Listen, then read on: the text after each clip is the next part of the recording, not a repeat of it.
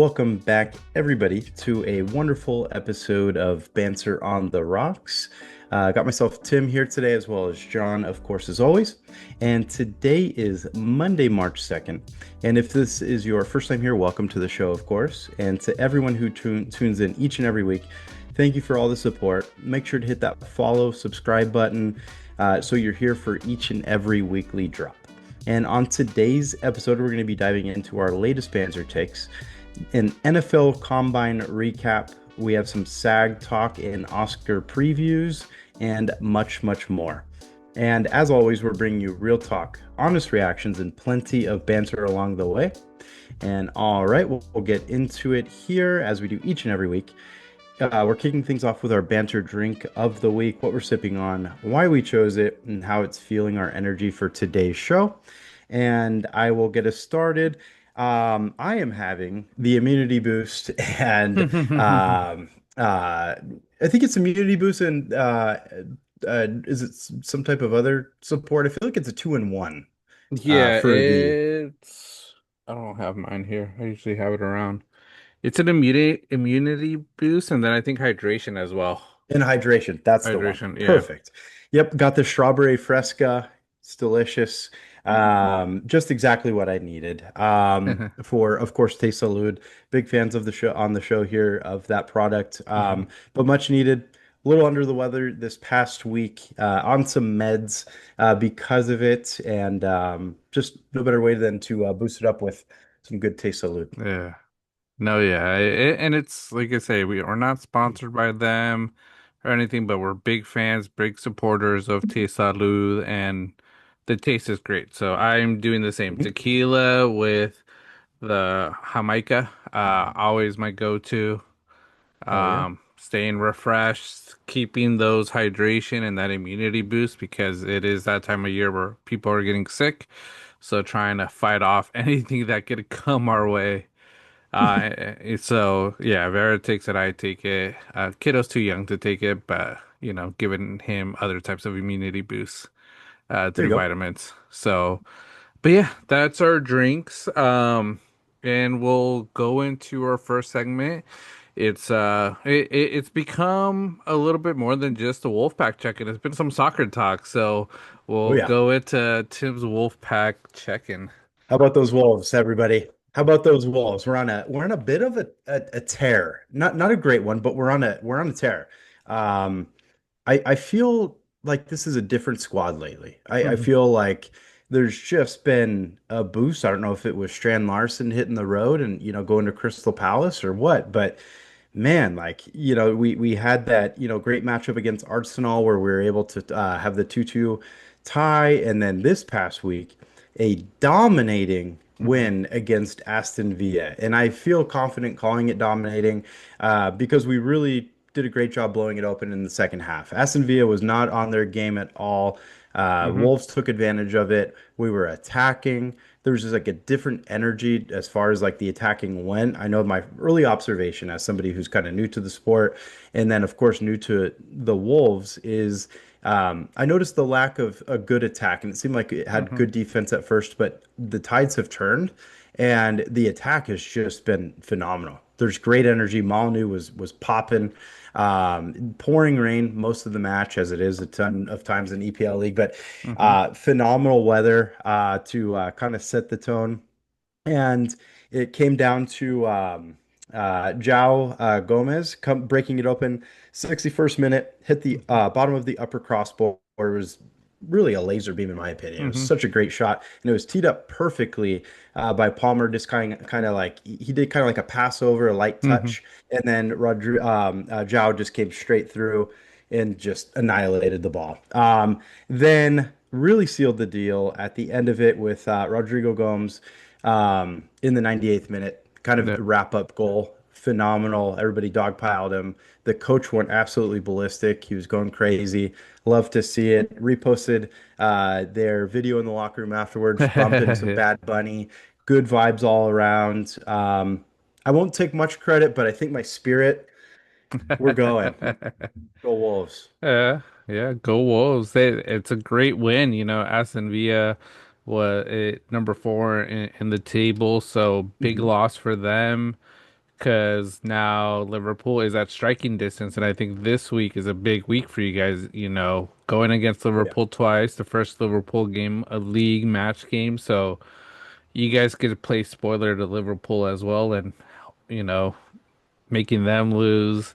And then your FA Cup game later in the week. So a Mhm. lot going for the Wolves. With this Wolves win, I did read won't be the worst team ever in English Premier League now with points. So they they There it is. they won't be noticed as that. And I think mathematically Mm. still not regulated, but things have to change to sort of get back on that good side to maybe avoid regulation. So we'll see. This could be the boost you guys needed. Liverpool, if you guys could win two against them in the FA Cup and a league game, man, you guys will be flying high and going good promise.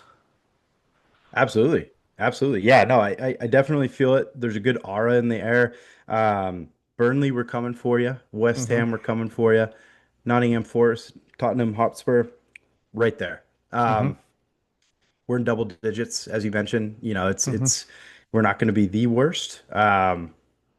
If we can just get above 18, Yeah. I'll take it. Not get relegated.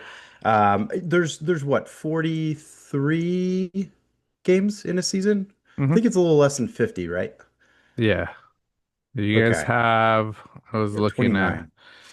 so you guys still have two, well, you got the two, the four, six, eight, 10 more games. And one of them is Ah, an FA Cup. So hmm. nine league games. Could be more if you guys win the FA Cup round five against Liverpool. But like I said, the matches you have after Liverpool, winnable matches. I think Brentford is your highest league standing team. The rest are in the lower half. So and Burnley is your final game of the season. Ooh. Imagine So it just gets down to that, who gets last place. mhm, Crazy.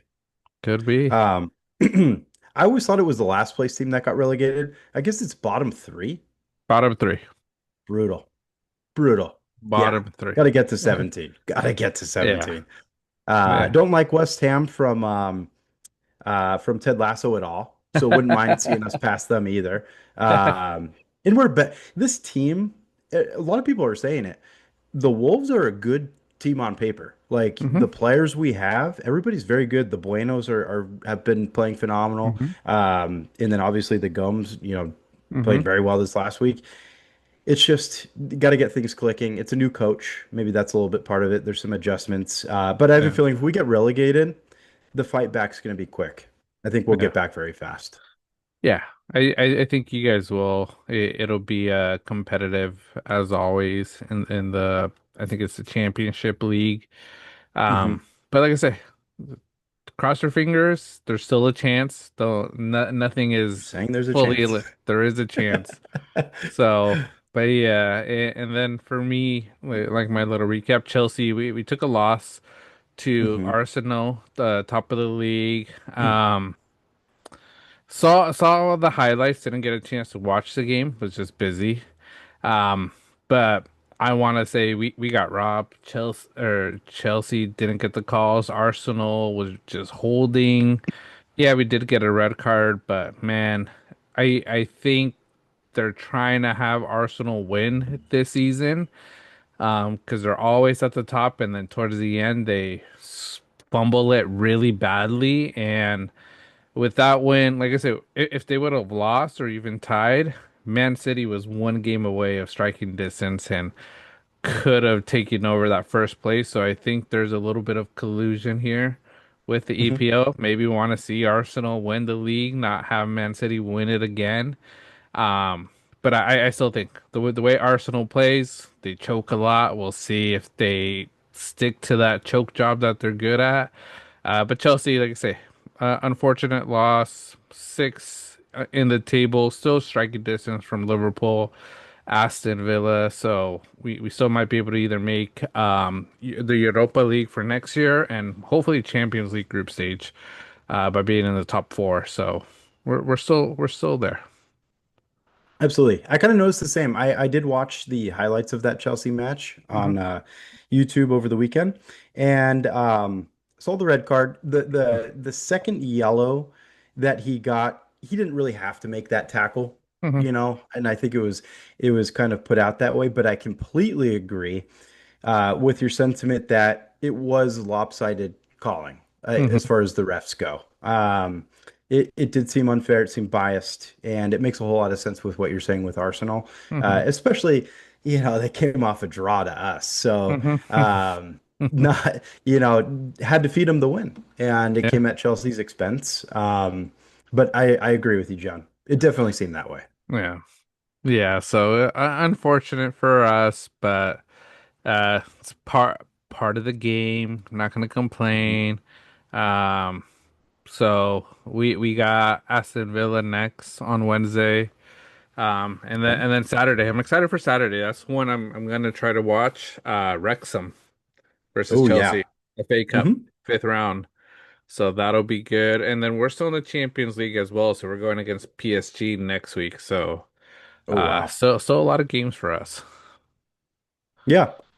Exciting time. Seems like you guys are getting like the angry, sloppy seconds from the Wolves Yeah. lately. Could be. Hopefully, Aston Villa doesn't play too angry, um, Yeah. and it won't matter. But Chelsea's a phenomenal squad, so Yeah. won't really matter. But yeah, Yeah. Yeah. it's good soccer recap here, John. We're getting Good, Walker good. with it each and every week. Yes, we are. Yeah, Segment's building. but that's the Wolfpack check-in. And we'll go into our banter takes. These are our hottest takes of the week. Um, and with these takes, we don't prep each other, we don't compare notes, and we definitely don't pull any of the punches. So everything you're about to hear is just fresh off of our mind, real-time reactions. We're gonna get into it. Tim's gonna send me a take. I'm gonna, discuss, vice versa. I'm gonna send Tim his takes that he will defend. Um, and for me, my first take, it's time to get CEOs off the camera and let a marketing team handle the advertising because the McDonald's CEO looked genuinely scared to eat the McDonald's product. Ooh. Yeah, McDonald's CEO, I don't even know his name, but I saw the video you sent me trying the new uh it looks like just a souped up Big Mac to me. It Yeah. doesn't look as big, but it's supposed to be like the next Big Mac. And he was trying pretty much doing a taste test as a commercial and advertising for it. And he did look very concerned, very scared to eat the product because I think he knows exactly what goes into McDonald's food. Not the Probably not the healthiest, the quickest, and a lot of people eat it because it's just so convenient, so quick. But they have to get a lot more creative. CEOs, I think, should stay behind the camera and just direct, people to do things unless you're really good and you're a good CEO, but a majority of you CEOs stick to undercover boss or something. Something like that. Go undercover. Don't There you go. don't That's a put good your one. face out there because it's just wasn't a great look. Is this gonna get more people to go buy that burger at McDonald's? I don't think so. I think him looking scared probably scared some people away. I was somewhat interested in when I first heard about it. I was like, okay, I'm a fan of the Big Mac. Saw Hmm. how he reacted and how he took that, Big Mac and that burger, and I'm like, I don't know. There's something about it that just sounds fishy to me. So, yeah, CEOs, like I say, make your money because you are the big money makers, but you don't have to be on camera. Let the marketing team find a better way. Get Sydney Sweeney to do it. Pay her money, and everybody's gonna go buy that burger. Yeah, seriously. No, it's a great point. Get the marketing team in on it. Great take here, John. Yeah, McDonald's CEO Chris Kempczynski um saw this, over the weekend, as John Mhm. mentioned, sent it to him. Uh, he looked scared. It was very awkward how he referred to the burger as a McDonald's product. Product of what? What kind of products are you putting in the meat? It's a big question mark, and it's a question mark to millions because A, he seemed scared. And then B, when he goes to open it, like, has this dude ever eaten a burger in his life? Because he goes and grabs the burger. Yeah, Big Macs, it's in the name. They're decently sized burgers, but Yeah. they're not the biggest burgers we've ever seen on planet Earth. Like, it's a Hmm. standard burger. He goes and picks it up and he's like, man, how do I start with this? And he's like easily holding it in his hand. And he's like examining it. And he's like, oh, look at the crispy onions. And you know what? Quite frankly, I'm with you. Like McDonald's has, a crispy onions on a burger. I might go try it. Like Yeah. it's something different. For the McDonald's burger staple, blah blah blah. Try it, whatever. Like it, hate it, whatever. At least I tried it. But the way he was holding it, and then he was like, and then the funniest part to me was when he went to go take a bite. He took the bite. He just seemed like he took a fat pause before doing it, and then he took the bite and he's like chewing it. And he's like, that's a big bite. He holds up the burger to the screen, and my 3-year-old takes bigger bites out of things than that. It was ridiculous. It was and I'm seeing a still frame of it right now. He barely nibbled the meat. Like he Yeah. got more bun, and then the meat is barely gone. It's crazy. I thought it was absolutely hilarious. And then yeah, threw me off. Evidently, that was his launch, big Um, launch, yeah. and yeah, just genuinely seemed uncomfortable. And then I don't know if you saw, Burger King CEO came out with a video, just I going didn't see ham that on one. his burger, going crazy on it. So, uh, good marketing by Burger King, good rebuttal. Yeah. And that's maybe a positive way to get a CEO Hmm. on the camera, but it's just CEOs are meant for, bottom dollar, they're analyzers, stuff like that. They leave Hmm. other things up to other people. I think taste testing something like this, at Yeah. least for McDonald's CEO, should be his last time. Yeah. This was example like tea It or something. it should be his last time, and I'm looking into a few things about the CEO, Chris, and one of the most interesting things I just saw, uh, he is using AI tools like Google Gemini and similar generative platforms to come up with new menu ideas and flavor concepts. So this guy's a big AI guy. So I was gonna ask, do you Hmm. think that whole video was possibly AI? He didn't even bite it, that's why it looks so weird. Him biting it looks scared. You never know. Honestly, could be. Honestly, could be. Imagine he's just eating air and that's why it looks so awkward. And he's like trying Hmm. to slowly like bring the burger. Yeah. That could be it, John. He could be using AI in the video. And then, yeah, that literally could be it. But to make that part of your menu, so did AI come up with this burger, you think? It could have been. He says it's included things like the McRib nuggets, Korean sauces, Uh, and he describes himself as a super subscriber to every AI tool out there. Um, so if you go into McDonald's nowadays, they barely have any workers there because everybody taking your order inside at least is hmm computer. You don't even hmm talk to a person. It's just someone dropping off the food for you. Yep. I could see McDonald's being the first all AI kitchen staff. It very well could be. Couple things on that. The computer thing, I saw a funny video, I think last week, and there's this guy. He might have been absolutely bombed, just drunk, but he goes in, he's at the computer and he's ordering Big Mac meals. And I think the total had gotten up to like $5,000 worth of Oh Big my Mac meals gosh. because he kept pushing the button over and over again.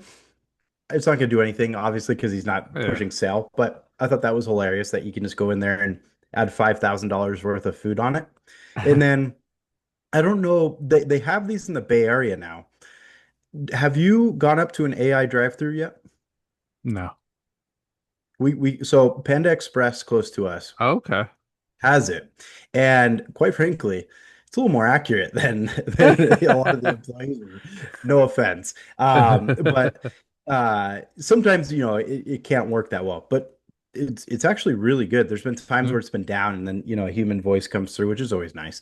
Um, but yeah, no, we're already seeing them in drive-throughs, okay. which is crazy.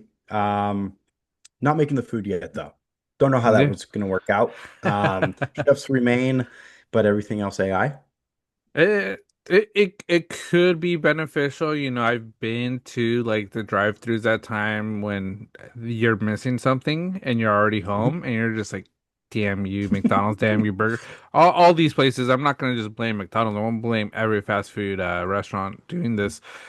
Mhm. Workers just not looking fully, how much better can AI do, an automated service, maybe a lot better.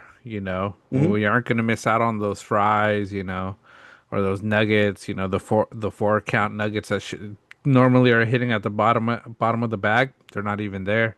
You get Yep. home, barbecue sauce, or even the one that I think frustrates me the most whenever we've gone, no sauces. We pay for the sauces, we Mm. order it, absolutely no sauces when they're already charging you extra for sauces at times. Dude, that's a super valid point. And that's one thing that irritates me. Anybody who's worked at McDonald's, currently works at McDonald's, what's the deal with the sauce? Yeah. Because they are so stingy. Like it's to the point where it's like, is there somebody like holding them at gunpoint or something? Be like, don't do it. Don't Don't even offer. do.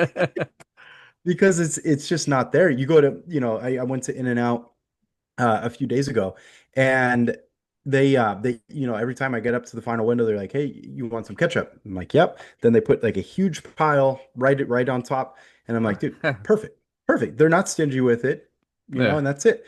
But dude, it's like McDonald's is like, evidently, maybe that's where they're cutting a cost yeah, just drastically because and it's not just one location. I feel like it's all of them that kind of do that. But I yeah, do have some qualms about the sauce. I agree.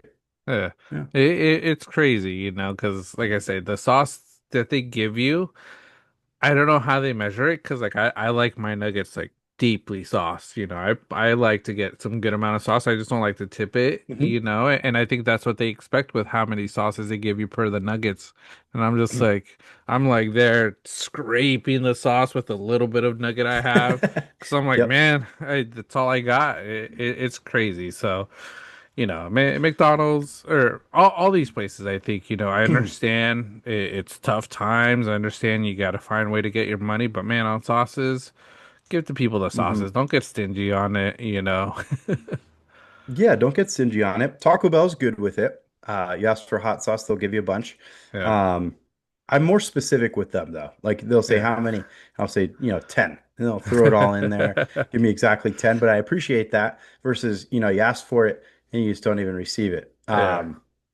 Chick-fil-A, one quorum about them, never give napkins. They never give you napkins. They just expect you to be squeaky clean with their meal. I never get I maybe this is a me thing. I never get effing napkins from them. I never I get them. I think I do.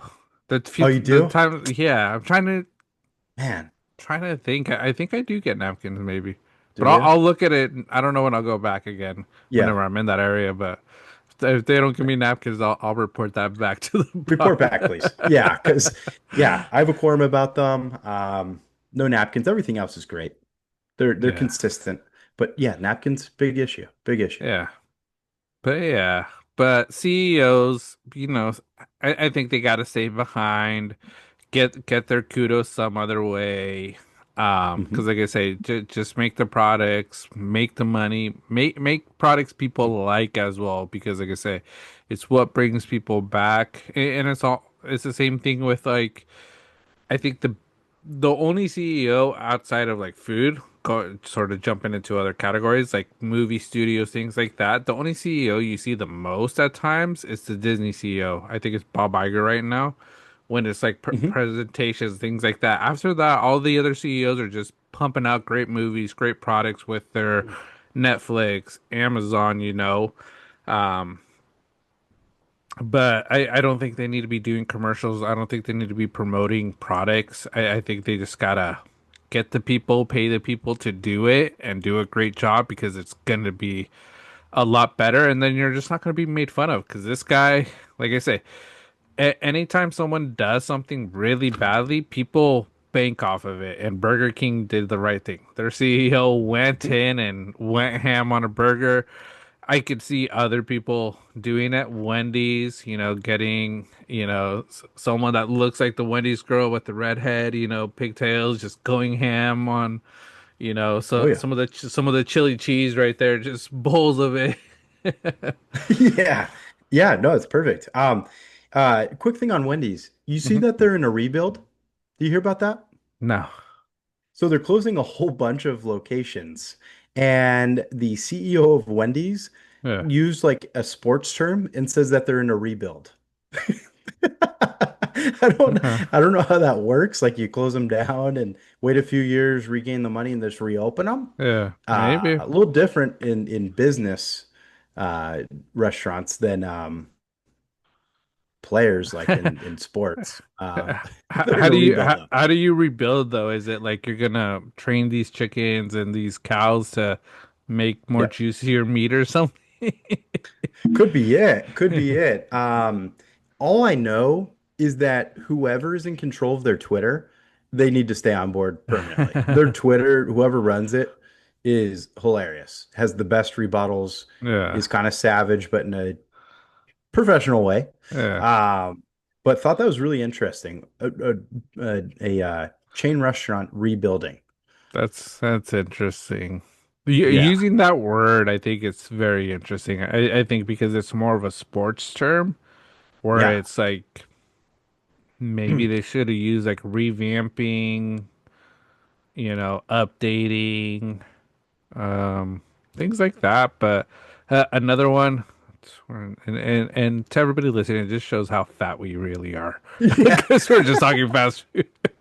yeah, And exactly. we know all the news of fast food, but there's a lot of Burger Kings closing too. I was talking to Vera Oh, because, like in our area, I think there's only one or two like within like Oxnard Ventura area now. When there were like really? five to six, so there's a lot of those closing, and I think a lot of them are closing. Not like I said, I think it goes on with Wendy's. It's just underperforming. Locations just not making enough money, so it's sort of they may be rebuilding, but I think they're smart not using that wording. Yeah, absolutely. Yeah, no, interesting. Because Burger King had a rebound. I don't know if you remember, like maybe 15 years ago, Mm. they were really slumping. Like they Yeah. really fell through. Then I think they had a CEO. I don't know if it's their current CEO. He brought back, this is a really fat ass moment for me, by the way. They brought back the chicken fries Oh like yeah. consistent. And that like brought them fully out of the rut that hmm they were in. Yeah. And I want to say it was a little over a decade ago, and then they've been doing good, I think, ever hmm since. Now, I haven't been to a Burger King in ages. Probably it's been 3, 4 years. But I think the last time we went to one, we did get the chicken fries because it's kind of typical. We at least get a pack of them and kind of split Yeah. them. Um, they were not good. Like they were just like they cooked them 20 minutes ago, kept them under the light, and I'm like, yeah, you need them really fresh. Uh, But besides that, maybe rebuilds is a good thing. Maybe yeah. maybe McDonald's should maybe rethink the burger standpoint and like redo, refresh. AI can't taste food. hmm Maybe get us in there. We'll tell you Yeah. what's up. No more fillet of fish. I don't know. Are you a big fillet of fish fan? I'm not. I'm not. Yeah, I don't get it. I don't get it. I've never liked it. With being Catholic, right now with Lent, every Mhm. Fridays you don't eat meat. They have the specials at McDonald's. I'll pass. I'll either Yeah. starve for the day or find something else to go eat. Yeah. Go eat some Yeah. fish tacos, something else. But the fish fillets, like I say, if you enjoy them, the deals, go for it. They're not for me. I don't know why. Yeah. I've tried to get into it, but nah. I second that. Not a fan. But my fat ass, I do, if I go, I'll order like a meal of something, but then I am getting that chicken wrap Okay. uh on the side. That I like. I do like that. That was a Okay. good they brought it back. What is it? Is it called a But chicken wrap? it's the wraps. Yeah. Yeah, the wraps.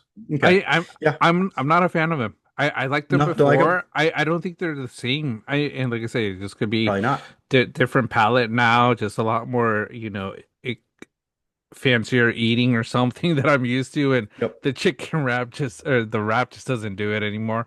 But I tried it when it came out again, and I just felt like it wasn't the same as it was a few years ago when it first Yeah. was introduced. So, Maybe that's uh, my thing is I never tried it before. And then I okay, tried it with this yeah, release and I kind of like it, but after a while I'll probably be like, man, yeah. very well could happen. Very well could happen, but yeah, those are the CEOs. Let's see what these CEOs for these food companies do by either rebranding, rebuilding, commercials. Hopefully they stop doing commercials. But yeah, if you guys need some more of these fast food takes or need some of the inside news, let us know. Uh, we're your guys. We're there. We got it. All right. Got my take here.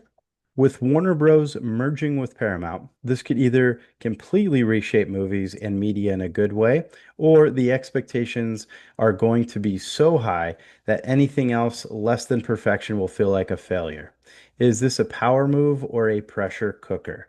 Yes, I feel like this merger altogether um, it's literally what two powerhouses kind of merging together. Hmm. They have the platforms and the expectations are genuinely going to be through the roof. I have a Yeah. feeling, just with how colossal each of these companies are. I think that when it comes to movies altogether now, especially getting a little bit more into it, certainly through Mhm. this show and in your savantness, as I always say. I honestly feel like the criticism of movies is kind of at an all-time high. Hmm. Like people are very judgy, with, whether it's a show, it's just people can be uber critical. And I feel like that's definitely going to be the case here with Warner Bros. And Paramount, just because of the expectation level Yeah. altogether. Is there like right off the bat, was there like any releases that they're already kind of coming together on? Because you might have a little bit more detail shaping it up too, but I Yeah. definitely feel like the expectations are going to be through the roof. Yeah, no, the expectations are going to be through the roof because it's not just two powerhouses, it's three because Warner Brothers Ooh. comes with HBO Max. Uh, So they got a lot with HBO. If you're a HBO Max subscriber, there's a lot of stuff that yep. you watch on there. But I think one of the things I took from one of the interviews, they were really interested in Star Trek. I think this could be a great start to revamping Star Trek because I was a fan of the Star Trek movies. I liked the first one. Second one was okay, but after that it sort of fell off for me. Hmm. Um, and I think what they could do with Star Trek, it could be great. And Hmm. it's also Warner Brothers now partnering with Paramount because Paramount a few years ago was sort of going under. Then the CEO came and made a big change, and it is one of the top studios and even streaming platforms out there. And with this purchase, or I don't know if it's a fully purchase or just a merger, but with this merger purchase, this could be the comeback for DC that they need and finally be able to compete with Marvel is going to be my question is could this push DC over the top? Because if they have to strike now because Marvel isn't at the all-time high they had with Avengers like Endgame, Infinity Wars. It's a little down. We are excited for the new Avengers coming out, which could sort of push it back up. But DC, this is their chance to maybe jump over Marvel. Absolutely. Yeah. No, yeah, could that be, the revitalization that, DC really needed? You prefaced a lot with, James Gunn, joining DC Universe and with what he did with Batman. Um, yeah, or Superman, right? My bad. Hmm. Yeah. And it could be the start of something here, with Hmm. them combining. I didn't know HB was going to be a part of it, and I'm kind of curious because, like, I subscribe to HBO Max. Is it just going to be merged now through one app altogether? Are they going to keep separate apps, you believe, Mhm. or kind of like a Hulu, where it gets absorbed by Disney? I think that's a big question everybody has. It's like, what's gonna happen with the streaming, because Warner Brothers, HBO was one, Paramount is another. Now, is it that they're gonna combine together, do one just streaming app, call it something, Paramount Max or something like that? Um, and or are they going to do it separately and just raise up the price, make it more expensive? If I was a CEO, I would find a way to combine it all together and still make it affordable for people, not make it feel like cable television and start having to pay $90 for to subscribe, because that's where you're going to lose a lot of people, even though you guys are the most dominant platform out there right now with streaming. Because like I say, Netflix was getting really close of acquiring this, but they didn't. Um, is it a good thing? People say it is. People say it isn't. I think Netflix it's great, but I think they're trying to do too much, and I think they may have ruined what could have been. And I'm excited about this merger a little bit more. Okay. Yeah, no, that's good. In I guess a quick follow-up question regarding this, as many of us do in today's world, subscribe to a ton of different streaming Mhm, avenues. I have it in complete replacement of any sort of cable television. mhm. And I just have a bunch of different streaming services at this point. But do you prefer these mergers to kind of have a one-stop shop for it? We're seeing it with Disney Plus, ESPN, and Hulu. You kind of get Mhm. all in one. Probably a lot of the same here.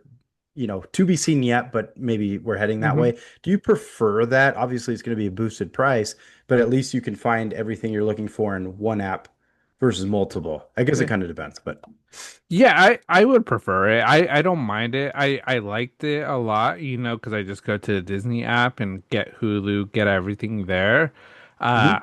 I would say I will say it was a little weird though, going into the Disney app when it first was happening and seeing like these, I think it was like aliens, and my kiddo was just sitting there and like, scrolling through all these stuff. I'm like, yeah, you shouldn't Yeah. be watching this, or see what those like posters look like. But like I say, in the end, I think it's gonna be great. I think that's what they should do. Keep it affordable. Like I say, if you want to go without commercials, pay a little extra, have that premiere, tier of subscription. But I think that's the big question a lot of people have, and we're all going to be curious to see what they do and how accessible it's going to be, because it's gonna lead to, I think we've already had streaming wars, but it's gonna lead to what the future is gonna look like, streaming and also just television, cable television. Mhm. Yeah, absolutely. It'll greatly change things. And then Paramount is who is in control of the UFC now, right? Yep. So, yeah, are we going to see it, for multiple sports? Who's going to get in on what? We see obviously Amazon Prime having Thursday night football. It's just everybody kind of has their hands in everything. It's really hard to Mhm. keep up with a lot Yeah. of times. And it takes there is an adjustment period for many. But I second that though with going into the Disney Plus app because I did that yesterday. We watched Inside Out, and on the way through it, I think I saw Alien versus Predator, and we were like, Yeah. screw right past that one. And then you see just a whole bunch of random like movies that you never show your kids, Yeah. and yeah, it's just hilarious stuff because it's way different. Before it's Yeah. like it was sunshine and rainbows, and then now you're just getting a mix of everything. Yeah. It was funny. I think the first time I saw it, because some of the shows, I was like, I don't need my kid to see what this is about, like these shows or the Yeah. posters to it, because some of them aren't even that appropriate, honestly. So, Mhm. but yeah, and then I think the other big news I sort of saw reading a few articles about this is what. what's going to be a high expectation for this Paramount Warner Brother merger is whoever is the CEO and running these studios now has to release 30 theory theater films during the year. That is the expectation. 30, and that's a lot of big movies. Hmm. And like I say, when you bring out these movies, the goal is make money, get the views, get nominated. So, can they live up to that expectations now under all one umbrella? We'll see, because I think it was already hard enough what some of these studios were doing, and now having to do 30, that's crazy. For sure. Yeah. No, it's that. And then I'm also seeing here about John Oliver. Mhm. He is not pleased, I guess, with the Paramount buyout of Warner Bros. And then a lot of people are kind of saying, watch him go to Netflix and rename his show and start up with Netflix again. So Yeah. yeah, I guess you have, Hmm. these other talk show hosts that Yeah. their contracts will be up. Who knows what direction they're going to go to? But yeah, that can make a difference also. It's kind of crazy. Yeah. It's crazy. And like I say, I understand. Some people might think Netflix is better. I enjoy Netflix a lot. I like Paramount a lot as well. I like shows that are on there. Mhm. Landman, we talked about it a little bit. Jerry Jones had his All that you oil. know, call that oil in season one. But like I say, Netflix does well, but I have some things against Netflix because like I say, they're one of the top streaming providers. And I don't know. I think you watch it. Love is Blind. Do you watch that, Tim? Jenny watch Oh, it? dude, yeah. Wifey was watching it over the weekend. Yeah. Did watch a bit. We talked a little bit about the couples. Yeah. I was like, did this show die out? And then, because we talked about it, Yeah. and she's like, no, no, it's bigger than ever right now. And I was Yeah. like, all right. So then we watched a bit.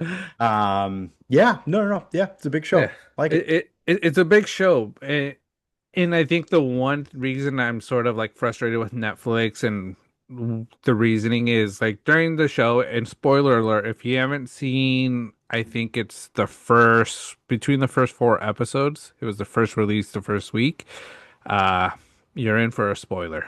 If you already saw it, cool. If not, turn it off for the next 10 minutes. But in that, once they find their match, they see each other, and then they usually go off to Cancun, somewhere in Mexico, that they Mhm. always send them out for their honeymoons and, their time alone. What they did this season and the reasoning for why they did it I think is bullshit. But they sent a majority of the couples to, I think it was like Cabo, somewhere in Mexico, but then they sent one couple to Malibu by themselves. So, and that couple that went to Malibu is probably the strongest couple in my mind. Not too much drama or anything. But then we read with Vera, we read into it. The reasons that they sent that couple to Malibu is because they've never have sent six couples to the honeymoon phase, the next stage. And they're like, it costs too much money to send an extra couple to do all that. And I'm like, it's ridiculous. Mhm. With the amount of money you guys make, I have no idea why you guys said that. Like, I understand they might not be drama, but it's like that's what the show is about. They found their perfect match blind, love is blind without seeing each other, and they're not starting drama. Yes, we love the drama. Drama is amazing, but I'm like, if you needed to save money, find some new hosts. Nick Lachey, Vanessa Lachey, nothing against them, but I've had it with them as the host doing the reunions. They need to move Yeah. on. But it's like you could have found a way to do it, and saying it's because budget reasons. Netflix, you guys have the money. Love is Blind is a big show. That's a cop out and bullshit to me. So that's why I was sort of frustrated with Netflix for a bit, is because it's like that just doesn't make sense to me. You guys have all the money being the top streamer in the world. Yeah. Why was it cheaper to send the couple to Malibu versus Mexico? Malibu ain't cheap. Well, they didn't have a camera crew following them. They had them record Oh, themselves with the phone oh, camera. dude, that's so low Um, budget. Oh my and I gosh. I think travel Uh, wise, everything that was included, it just costs more because I don't think they paid for them to do like activities the way they do in Mexico. You know how they're always ATV and zip lining, horseback riding, all of this stuff. Like I yeah, say, it makes no sense. I'm like, yes, the cameras probably cost $200,000, but you have thousands of cameras. You could have taken the lowest quality camera to and have and followed them in Mexico. It would have been fine. that's wild. Yeah, That's crazy. Yeah, if you're gonna do stuff like that, then why even air the show with that many yeah, couples to begin with? yeah, Like, wow, this season was really successful. We didn't yeah, expect that. yeah, We expected some type of fallout earlier on. That's crazy. yeah. That they couldn't do that because of budget constraints. And I agree with you. I think I'm kind of fed up with Nick Lachey for other reasons. Uh, A, for the way he treated Jessica Simpson. Get out of here. And then two, have you seen the 98 Degrees like rebrand tour thing that they're Nah. trying to do like the Backstreet Boys NSYNC thing? Dude, it's terrible. It's really bad. Like they cannot sing at all. So yeah, building your career off of singing and then not being able to do it is hilarious. Yeah. White pants aren't in the same as they used to be, Nick. So No, yeah, I just don't say think that so. too, brother. Yeah, maybe take a step back on that one. But yeah, altogether, that is odd. It's very weird that they Hmm. can't budget that. I find that very strange. Yeah. Um, yeah, what a shame. What a shame. Yeah. Hope they had a good time in Malibu altogether. And I Yeah. think this was one of the couples that me and Jen were kind of briefly talking about, and they seem like a good couple, like a Yeah. great couple. Yeah. They couldn't have swapped him out for somebody else that No, because they want the people that fight. they love the drama. They love all that stuff, and it's sort of like I get it. It's great television, but it's also like I I saw last season. I'll say last season sucked. I hated last season of this show. Mm. Uh-huh. It's Vera and mine's guilty pleasure. We love watching it because we just love seeing it. And it's funny when they fight. Some of the fights are just crazy. Great. If you haven't gotten close to the end, it gets crazy, Tim. It's so interesting. Some of these guys, puts a bad name for us fellas. Yeah, yeah, these fellas in this Mm. show sometimes just horrible. Oh Uh, yeah. Speaking of which, I actually saw one. I don't know if it was this season or last season. Excuse me. It was they went out like this couple went out on a date, and I guess the guy left her a voicemail because she wasn't returning his phone call immediately after he left, and was like saying like, "Oh, I see how it is," and like was like cussing her out and said like, "I might block you, I don't know." And he just seemed like a total child. And I'm like, dude. And then I saw a picture of him, like a video clip of him, and I'm like, oh, bro, like, yeah. It just made me laugh even harder. uh, Yeah, no, I agree. Like uh, there's scummy dudes kind of coming out of the woodworks on uh, that show sometimes. And uh, and all reality TV. uh, They're out there. But you know, I guess like, the big picture, the limelight of things kind of exposes them, and that's probably a good thing. So yeah, it's a good thing, and like I said, I think I've had this conversation with Vera because I was like, why do these people go on these shows and make a fool of themselves and just look yeah. ridiculous, especially with like dating shows? Like if you're just in a competition show and you're a scumbag, it's fine. It's totally fine, because it's a game show. You're trying to win money. This is a dating show, and you're giving your true self, like every single woman and female like these fellas try to hook up with after know their history because it's all out Mhm. there and how scummy and how bad they look. I'm like, it makes absolutely no sense. And same with some of the females. Like some of the things they do, it's like, it's gonna be a tough battle for you,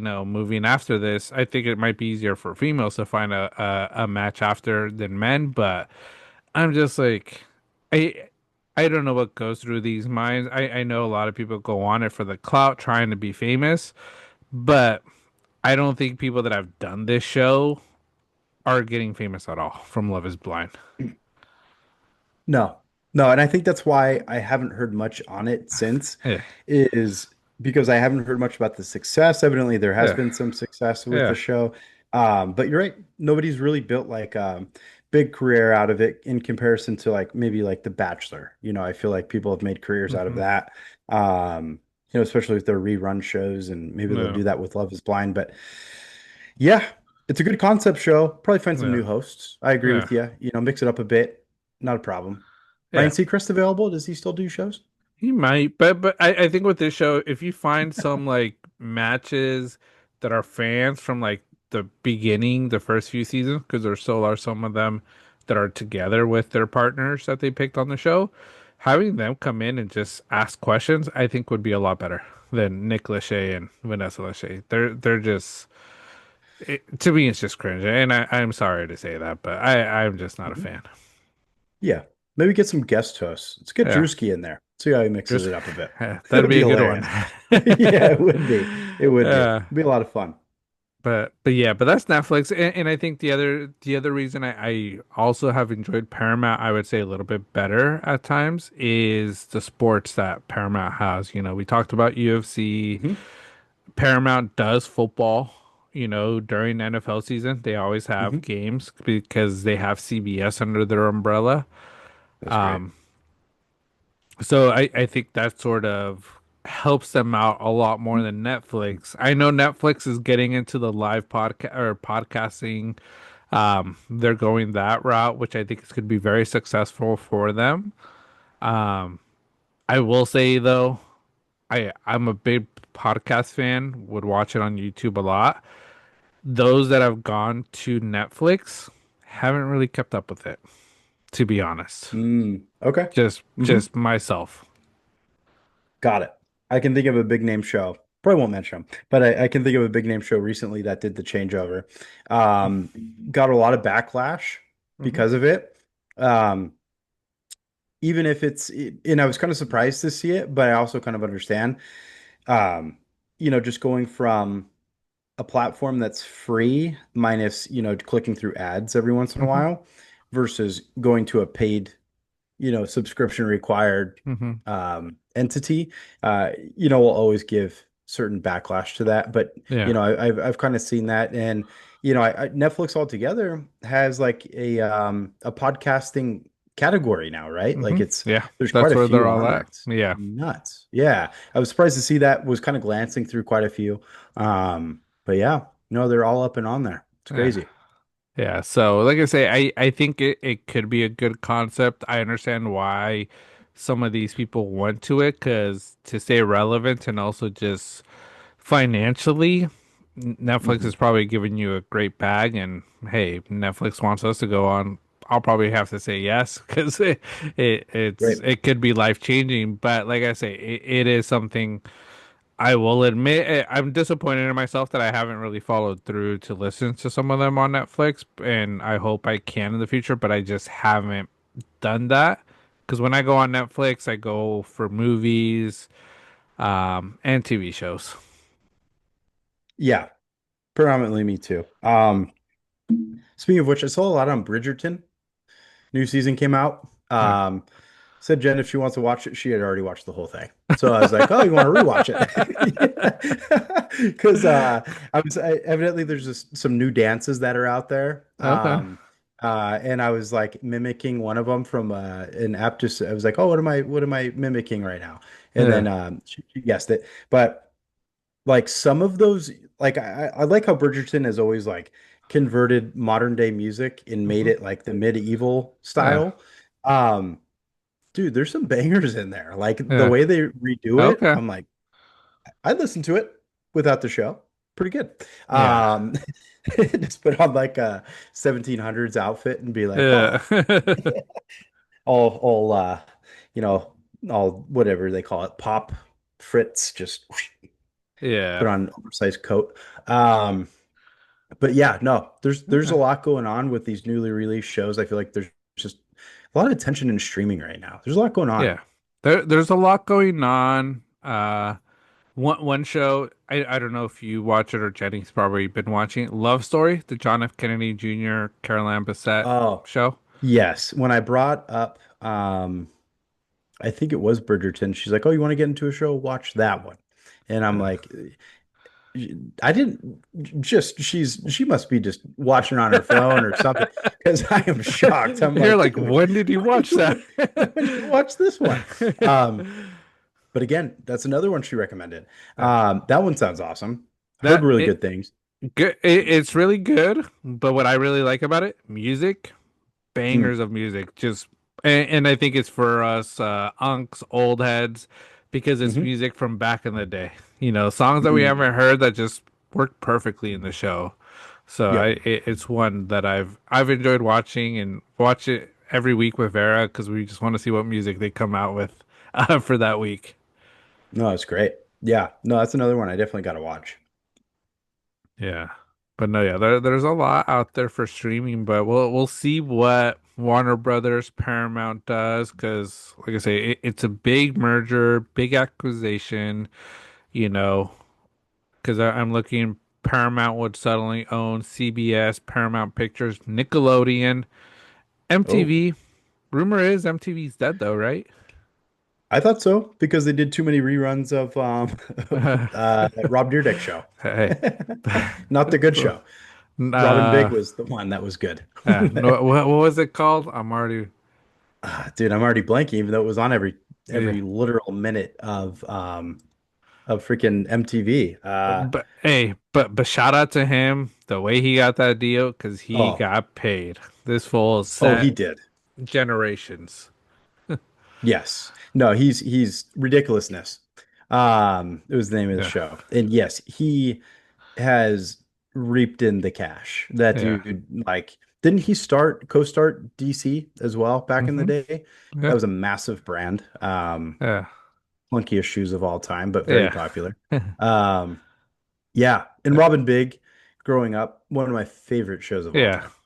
yeah, yeah. So, but hey, maybe this is the rebranding of MTV. Maybe they had to sort of shut down to get rid of ridiculousness and now finally go back to MTV the way it was supposed to be. But Yep. MTV, they got Showtime, Warner Brothers Film Library, HBO, DC, Max, and CNN. So Wow. they're dominating because they got a lot. That's a lot. Dang. Cornering the market. Swooped right Yeah, under Netflix's yeah, toes there. yeah. So, but yeah, that's that take. Any other takes, Tim, that you Hmm. have? I do. My apologies. So lost in the Okay. trance of that great take. Um, got one here for you. Take us in a little different direction than we've gone so far. Okay. Do, do, do. There we go. All right. So enough is enough. It needs to be said. Lou Dort is a dirty player, and the league needs to have a harsh penalty for his conduct. Yeah, there's so many videos out there, and I send it to you all the time because they just pop up because I might be a big Lou Dort hater.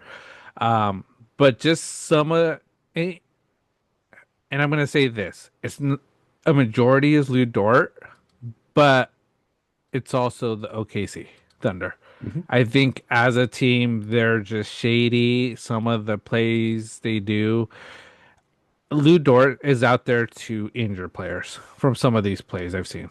Jokic, Jokic would have destroyed Lou Dort if he had the chance to. After some of the things that they did to him in the last game they played, was it like 2, 3 days ago? Mhm.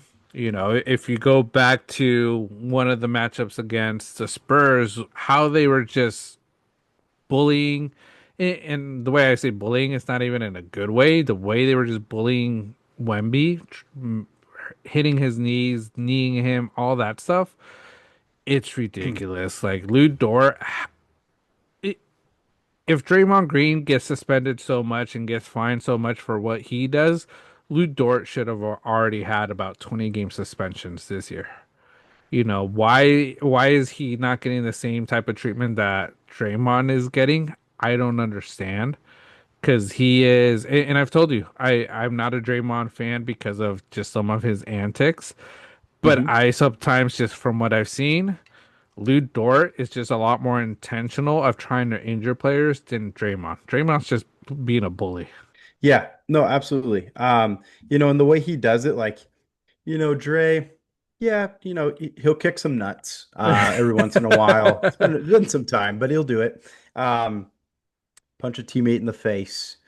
But the consistency of what Lou Dort is doing, going Mhm, back a couple of years now, is in the way he's doing it is like as dirty as it gets, and you're going for the legs. We're in the day and age of the terrible soft tissue injuries mhm, that we're seeing.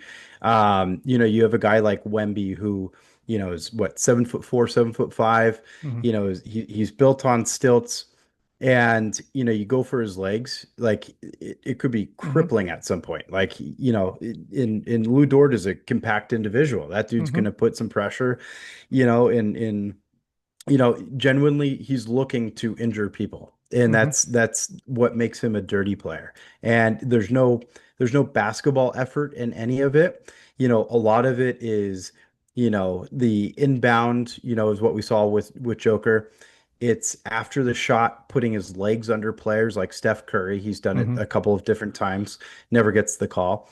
There's been elbows. There's a mhm, blatant elbow that he did towards Kevin Love, mhm. I believe, last year. And it's just like it's so obvious. The LeBron James one cracks me up because that one he barely scathed the top of his head. But again, swatted Yeah. in the head, and then LeBron, acted like he just got sniped, and just was falling down all dramatic. Yeah. But quite frankly, I appreciate that LeBron did that in that point in time because it's putting a bigger emphasis on what Lou Dort is doing. And the OKC head coach, and I agree with you, it's OKC altogether. They might be the biggest rage baiting team of all time at this point. Like Yeah. they make me furious. And because of all the calls that SGA consistently Mhm, gets as well. And Mark, I believe his last name is Dagnall. mhm. And on Dort's flagrant two, he says, I will say this: if a player is running up the floor and gets tripped, we expect a flagrant two from this point forward. That's all. That's the precedent. Dude, shut up. Like, Yeah. that is such a dumb comment because you can get tripped up in numerous ways, but are you backing down purposely into a Mhm. player's knee as he's running up the court? That's not that's not running. He's not running up the court. There was no Yeah. motion besides the only motion was Lou Dort's rear end backing up into Yeah. Jokic. Joker as he went through. Yeah. Yeah. And it's absolutely ludicrous. That's such a dumb comment. Like, Yeah. I again, of course, he's going to back up his team, Hmm. but it's just they are infuriating. And I Yeah. don't know if you've seen there was a clip that I watched today. I don't know if I shared it with you. I should have. Or you might have even shared it. I'm not too sure, but they showed a bunch of different occasions where Joker kind of gets into it with other players. It's or a player like Anthony Edwards. Hmm. Kind of gets in his way, blah blah blah. And Joker just kind of goes about his business after that, doesn't involve too much. He's had his run-ins with Marcus Morris, obviously Yeah. that was really bad, but like nobody kind of ticked him off as much as like what Lou Dort has done. And Yeah. it's probably the consistency of the BS. Yeah. It's a consistency of the BS and also just the plays he's done because those Lou Dort, I call them hip checks. When you're going full speed, getting a hip check like that, that could injure you. It's not a good feeling. It happens a lot in soccer. And when it happens in soccer, like, yes, we're dramatic when we fall with it because we want to get the call, but it is a painful thing, going full speed. And a guy like Joker, who's very big and heavy, takes a hip check, falls badly, could get injured really badly, because those hip and like you said, Lou Dort isn't a small guy. That guy's built like a wall. Hmm. So a hip check from him, man, it's crazy. I saw one clip where he sort of like I don't know if it was a hip check. I'm trying to remember, but like sort of like push Patrick Beverly. And if you know Patrick Beverly, small dude, or Hmm. not small like me, but small NBA standards. That dude like Hmm. flew to the floor. And I Oh was yeah. just like, oh man, it's like I could only imagine someone like Steph running into him. Steph might get Hmm. really injured if Lou Dort would do like a hip check like that towards him. So, and like I say, it's every single player on OKC. The way I'm sort of seeing the Thunder this year, it's uh defense gate, or when the New Orleans Saints went out there targeting players. That's what they're doing, because I always see it happening to the top players of the team. You know, San Antonio, they're going for Wemby. Like, why Wemby? There's so many other players. Why are you just trying to injure Wemby? Yep. It's targeting. Yeah. No, absolutely it is. And one thing I really appreciated was, I don't know if you saw this, Doris Burke over the weekend was calling the um, what was it, the Minnesota versus Nuggets game. I Hmm. believe it was yesterday. And Anthony Edwards was called for in a offensive foul for extending his arm. Hmm. Kind of like I guess they said that he fully extended it. Yeah. And then Doris Burke had said that that basically OKC gets those calls. There's no call all day, every Hmm. day. And um, yeah, here's her quote. She said, "I'm going to be honest with you. Oklahoma City fans are going to start hating on me right now. How many times does Shea Gilgeous-Alexander get away with that exact kind of play?" I Hmm. love that. I love it. I love it. I love it. It's because Doris Burke, she has a voice, and she said what is needed to be said, Hmm. because what they're doing in this style of basketball with Oklahoma City is terrible for the game, Hmm. in my opinion. Some others, OKC fans are obviously loving it. They're over the moon. I think everybody else hates the style of play. Hmm. And, it's they're getting away with it. I don't know if it's because SGA is really good at hiding it, but there's plenty of occasions where he has full extension on his arm. Hmm. He's not called for it, or he's drawing a foul. Hmm. So the biased um effort by, I don't know if you want to call it the refs, the league, whatever it is. I don't like it, and I appreciate Doris Burke calling him out. Yeah. Yeah, this is where Pablo Torre has to stop looking into the Clippers and start looking into OKC, because this is There it more serious is. stuff to do than the Clippers, because Clipper wise, we're not winning a championship. I'm going to be honest with you guys. We're going to struggle.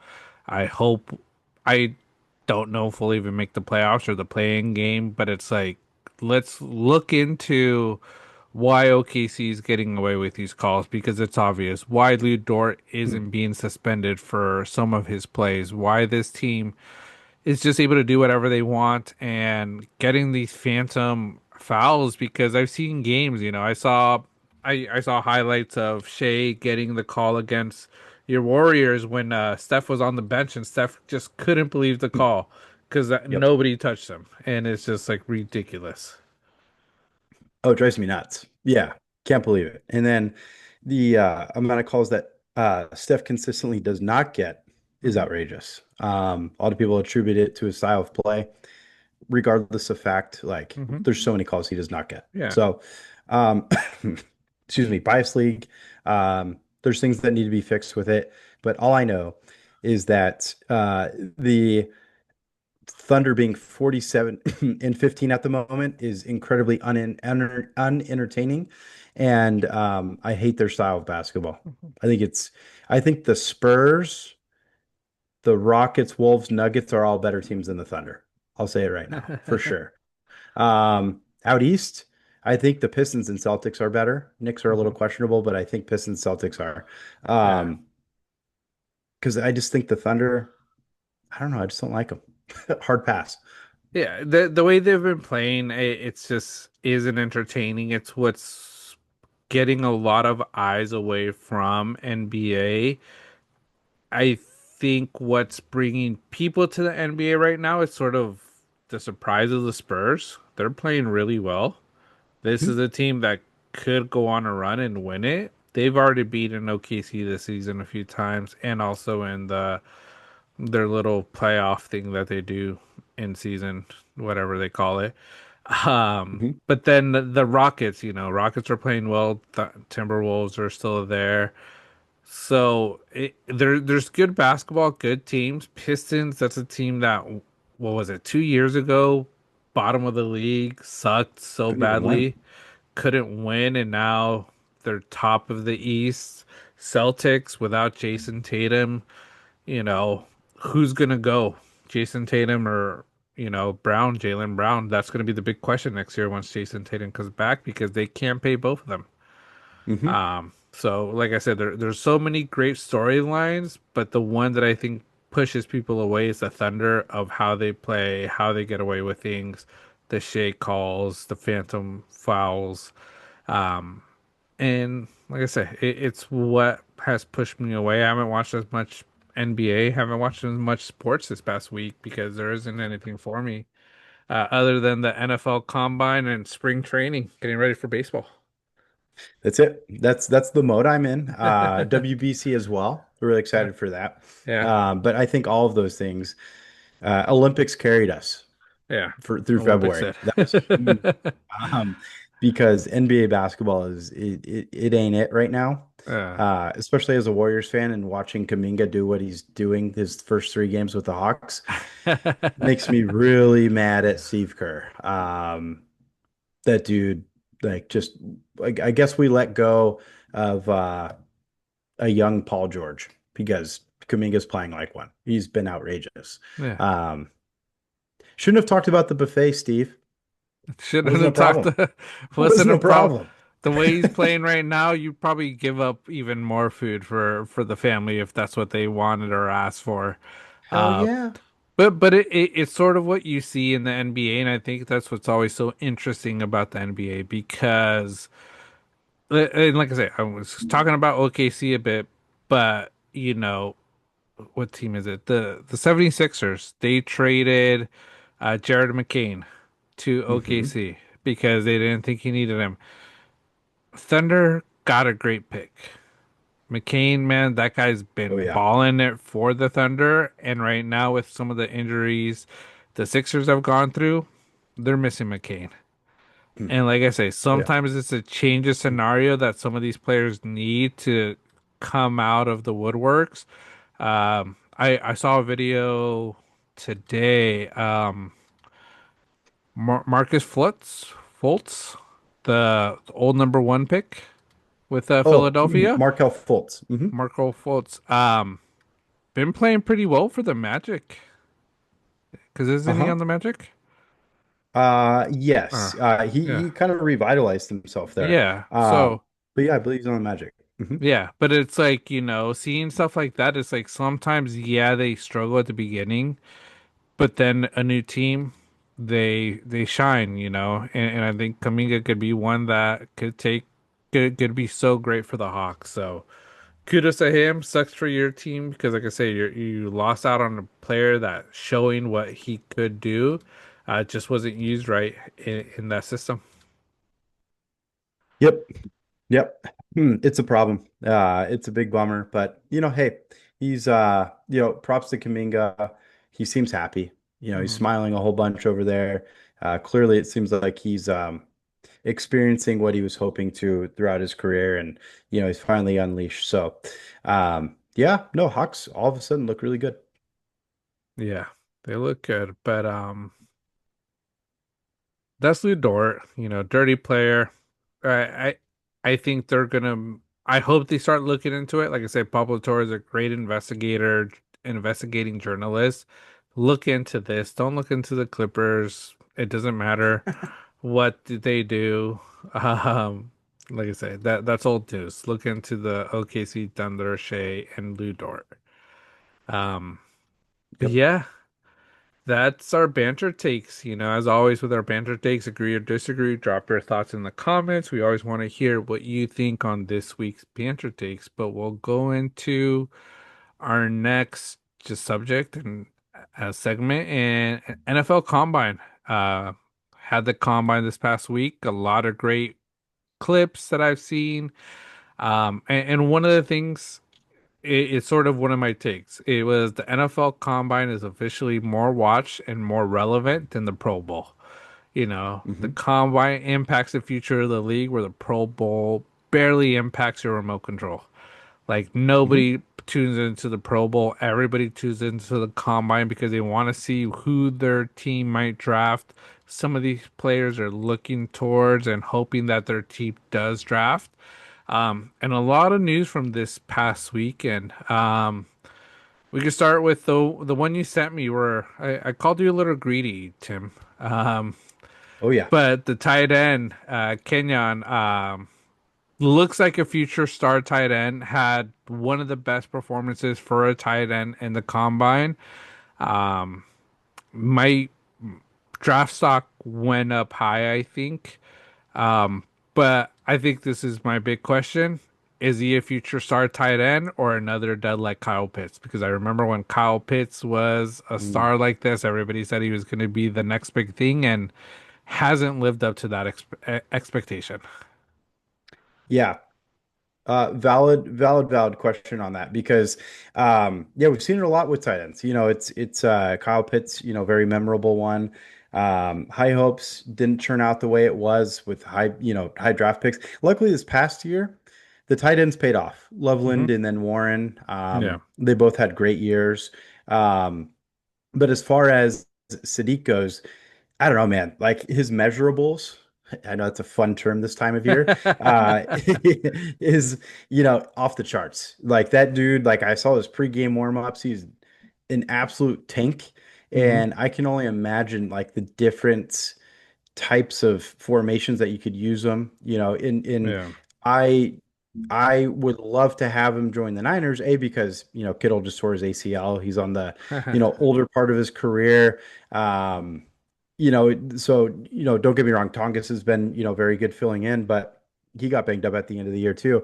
But a lot of it is, George Kittle, he's more than just a receiver. He, tight end out of Iowa. He knows how to block. Hmm. And Hmm. that's a big deal. And if you're built like Kenyon Sadiq, I'm not limiting Sadiq to just that. But it's just the methodology Hmm. behind, the Niners offense blocking is going to be huge because Kyle Shanahan can find somebody off the street and he can be 1,000-yard rusher the next year. So um, I think that he'd be a tremendous addition. And again, yeah, I'll act very greedy with him, John, just because he looked, he was played like an absolute beast this past Yeah. week. I think he ran a 4.340, if I'm not Yeah. mistaken, I think I remember that. um, and was just an absolute, absolutely insane. But see, that's the stuff we look for. Hmm. It's we find this way more entertaining, especially us as a podcast, because Yeah. we're looking towards what we're going to see in the NFL draft, Yeah. what rookies to look out for the year to come, versus the Pro Bowl. What are we going to get out of Micah Parsons wheeling around on the football field with his injury, or Uh, um, a bunch of players playing dodgeball? mhm. We're not going to get anything from that. So, yeah, no, ton of fun. Loved it. But yeah, Sadiq, definitely want that dude on the Niners. Yeah. Yeah, he would be good. I think especially for the Niners with the question mark on Jennings if he's coming back.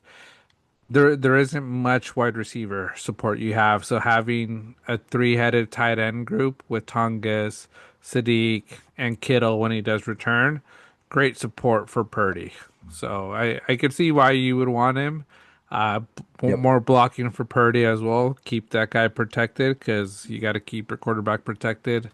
Um, but we'll see where he goes. Um, Another guy that sort of performed well and someone I think we're not surprised about, Jeremiah Love. Uh, had a Yep. great showing at the combine. I truly believe he will not go to the Kansas City Chiefs. I have him going probably to the Washington Commanders. I think they need a star running back or even Tennessee. but because Tennessee has Robert Saleh now, I think they're going to focus on defense in Tennessee. But Mhm. Tennessee needs, that running back support to support, the quarterback there. Yeah, no, absolutely. I don't. There's no way he's going to last until the uh the Chiefs. Chiefs are what, 9? Fine. Ain't no way. Ain't no way. There's many draft analysts that are ranking Jeremiah Love as the best talent in this Hmm. draft altogether, Wow. and let alone running back.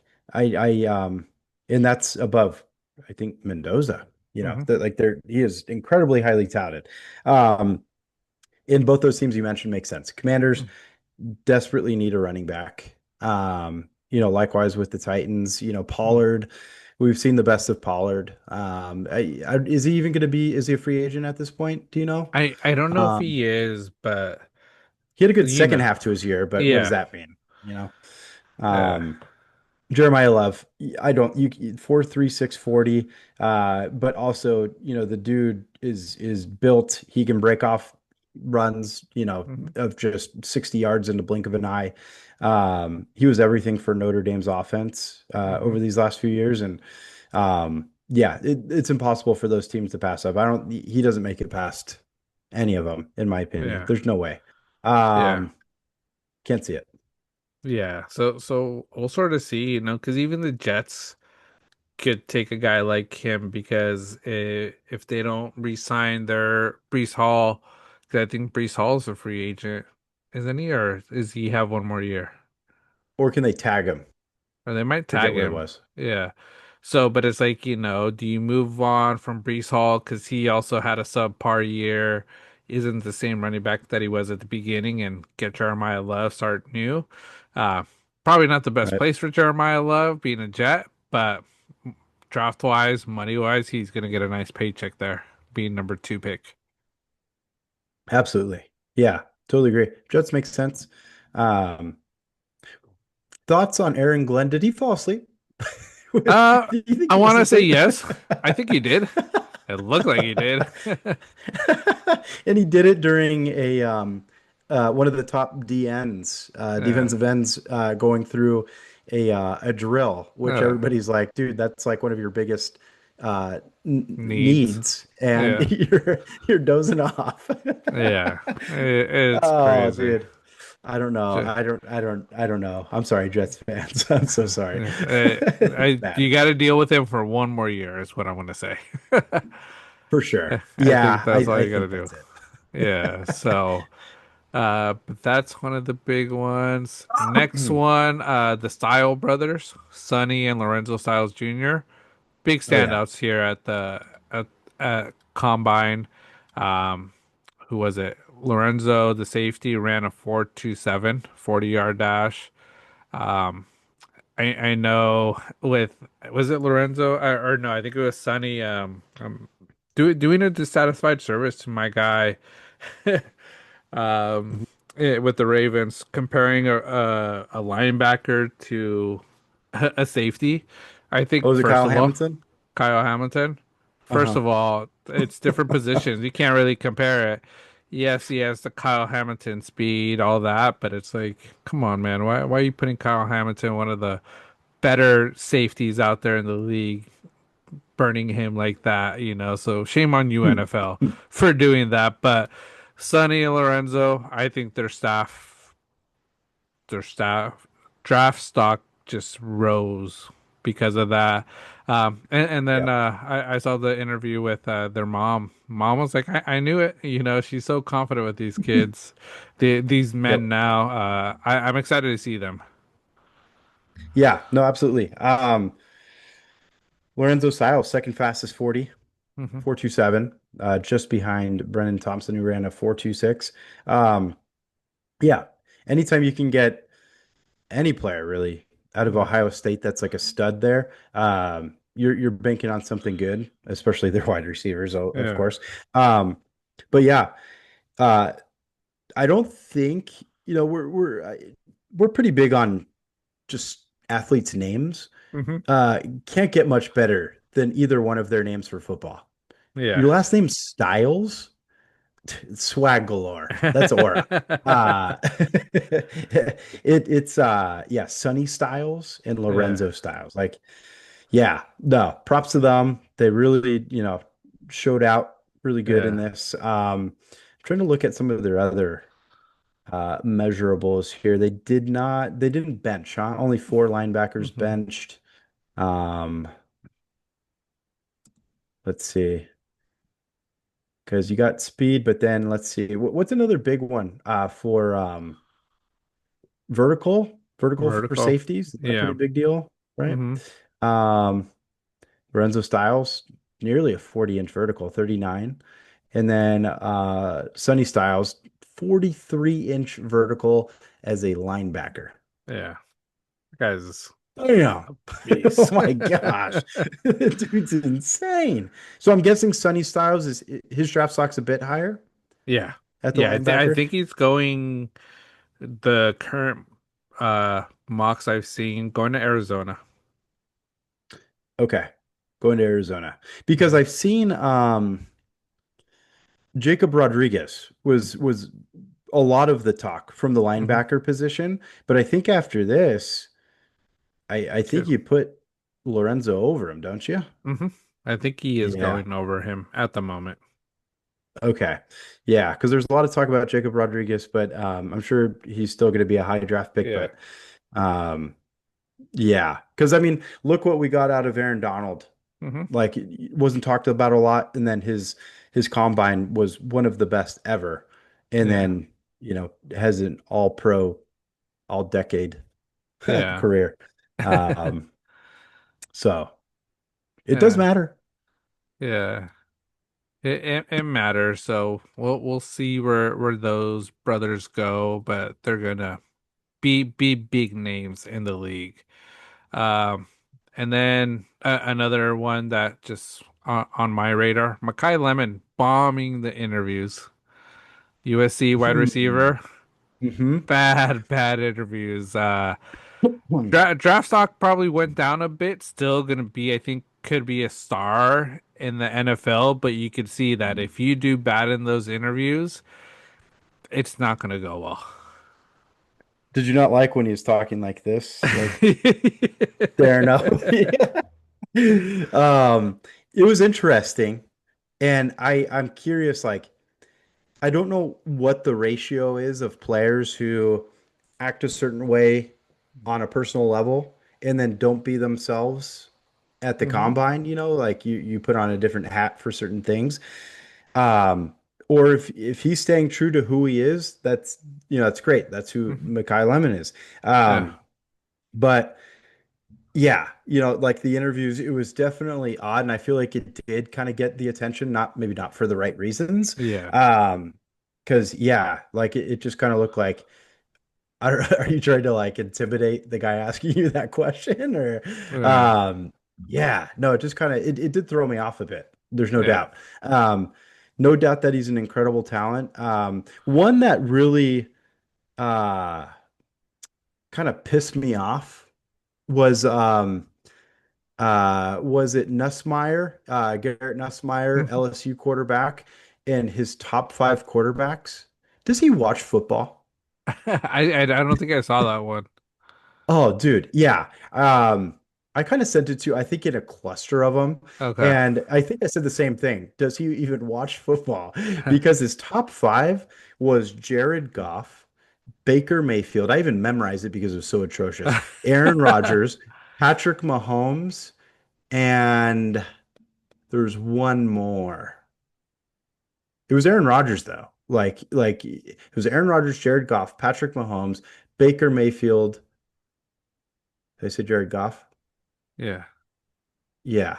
There's one more in there. But it's like it was to the point where it's like what are you watching? Because if he's basing on, I think he said right now, and just to hear like, did you see the season that Baker Mayfield just had with the talent he has? I know he's injured, but it was not a good year. It might have been CJ Stroud. I think it Okay. was. Was I think it was CJ Stroud, it? which dumbs it down even more because there's a lot of question marks. CJ Stroud very well played himself out of a multi-$100 million contract. Yeah. With his performance last year. Yeah, go get him an O line. Maybe that'll help. Get him a running back, which they just did with David Montgomery.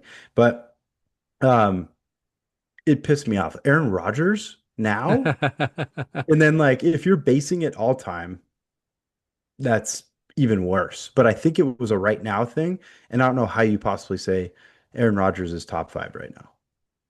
There's no way even because I was trying to think like, is it this season? So yeah, he has Patrick Mahomes, Matthew Stafford, Aaron Rodgers, Baker Mayfield, Stafford. Jared Goff. Um, Stafford's the Stafford, only one. yeah, that I have him. Mahomes this year, I don't think he was top five overall. Top five, I could see him in the Yeah. list. Um, Aaron Rodgers, no. Baker Mayfield did horrible.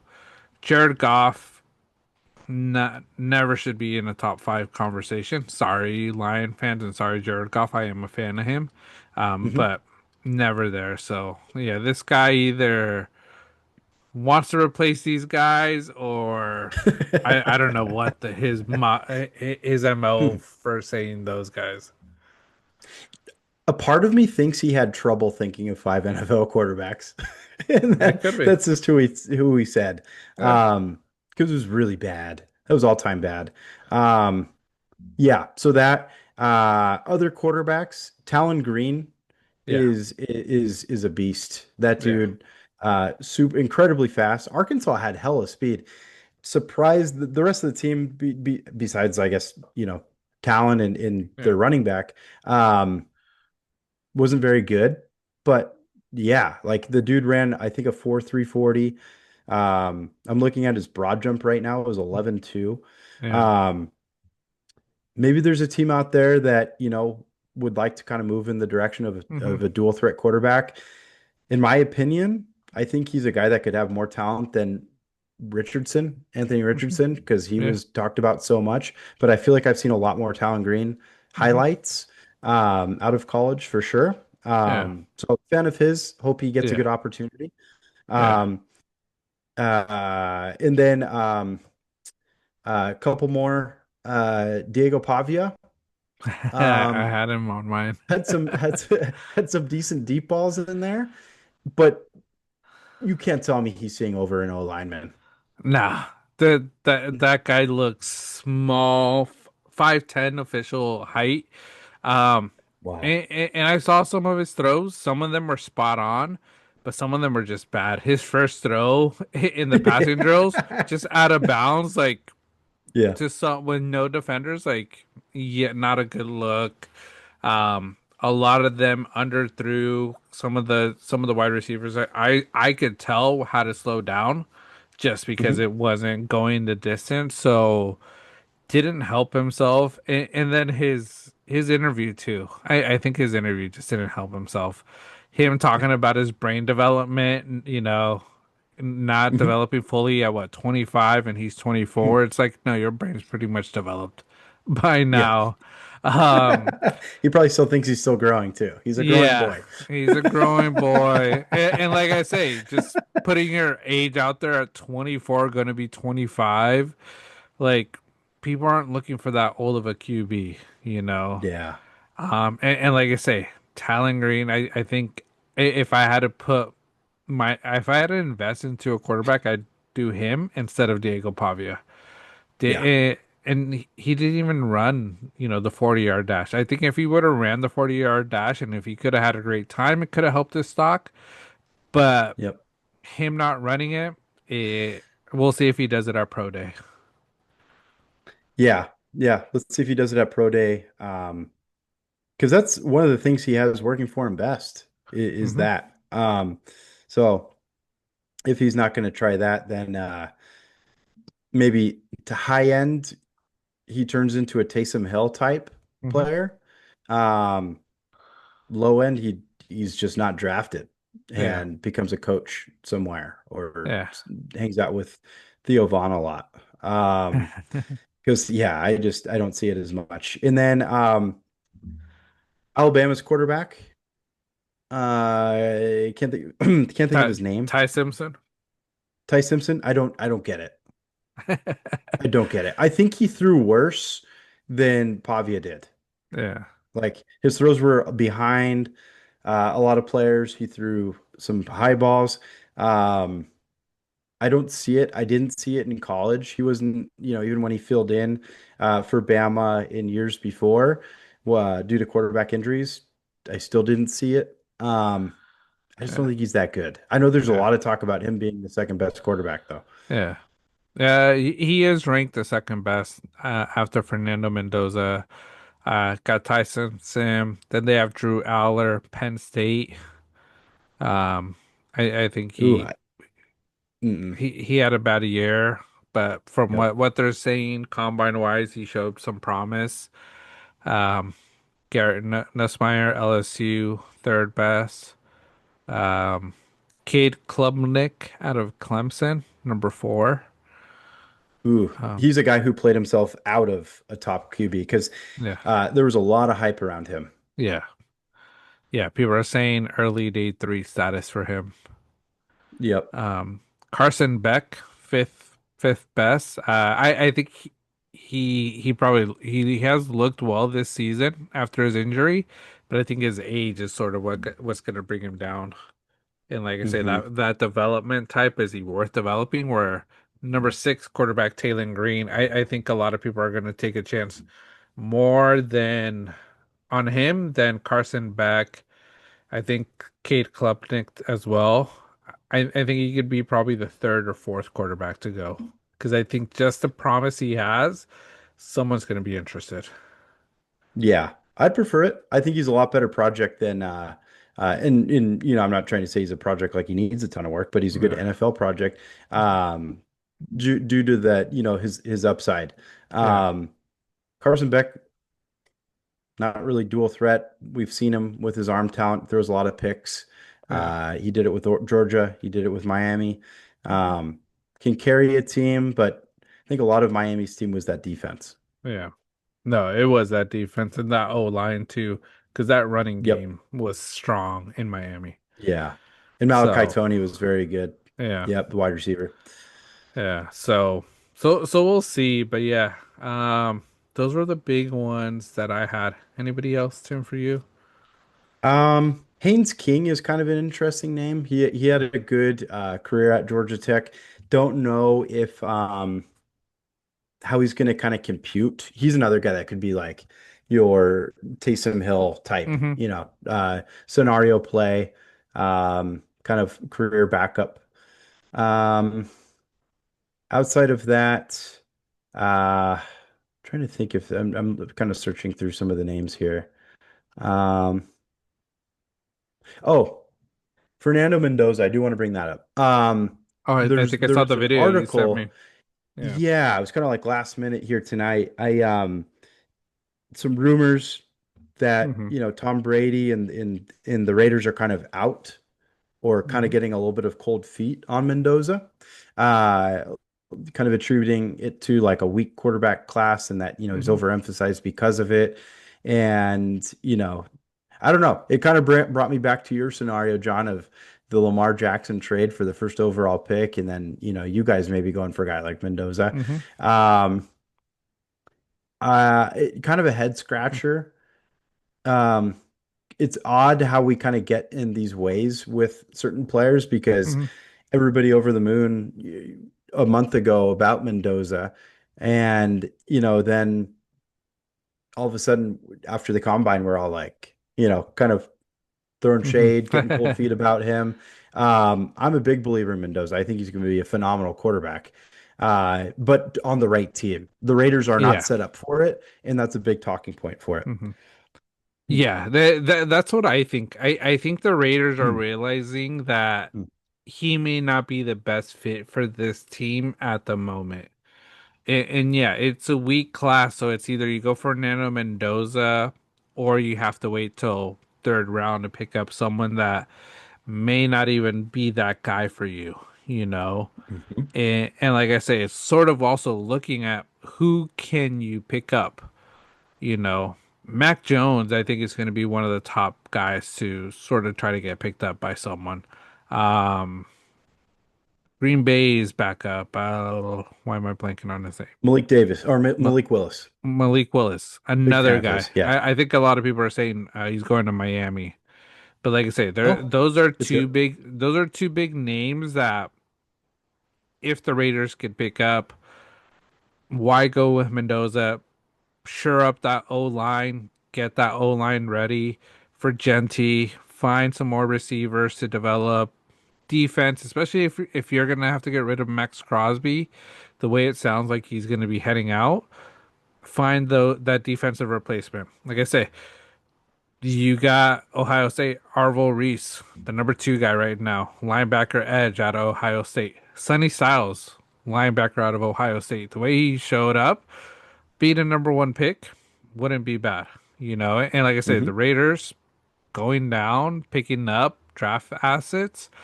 There's a lot of guys that they can pick up, you know. So what they will do, we will see.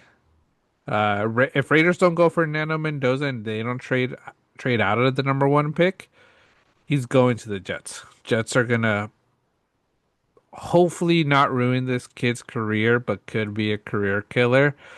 But hmm if I was the Raiders, it's Mendoza or bust with number one if I can't get, a good trade. And like I say, hmm I think you're gonna have to trade Max Crosby if you want someone like Lamar Jackson. I think that's the name out there that would go to the Raiders. Um, hmm and we would need that. And I'd be stoked because, like I said, I think the way our team's gonna develop with our coach now, Mendoza is a perfect fit there. Yeah. Makes a lot of sense. And then he's going into a lot more solidified situation with something like that. Hmm. Um, yeah, makes sense. Don't know if the Raiders have the huevos to do it.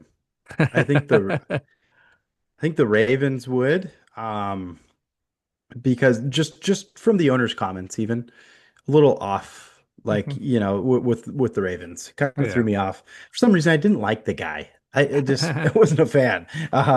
But on some people do like him. Yeah. We'll see. But big news. I mean, Hmm. I'd like to hear more about it.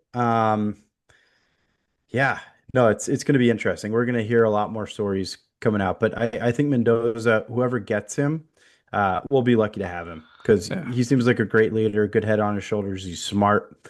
Um, yeah, and obviously very talented. Yeah. Like, because I can see the Rams trying to go for him. Good development 1 year under Matt Mhm. Stafford. Rams have two first round picks, I think, this year. So hmm giving both of them away, I think that's enough for the Raiders to pull the plug, to pull it, you know. Um, Get I Landsman as well, right? The linebacker. I've seen yeah, him in some rumored trades. yeah. Yeah, after that, I don't know who else would be interesting for the Raiders. Like I say, Texans, CJ Stroud isn't the guy there, but I don't think his price is as much. Um, hmm Minnesota needs a guy, you know. I think they're stuck with after letting go of Sam Darnold and him winning a Super Bowl. It's bad for them.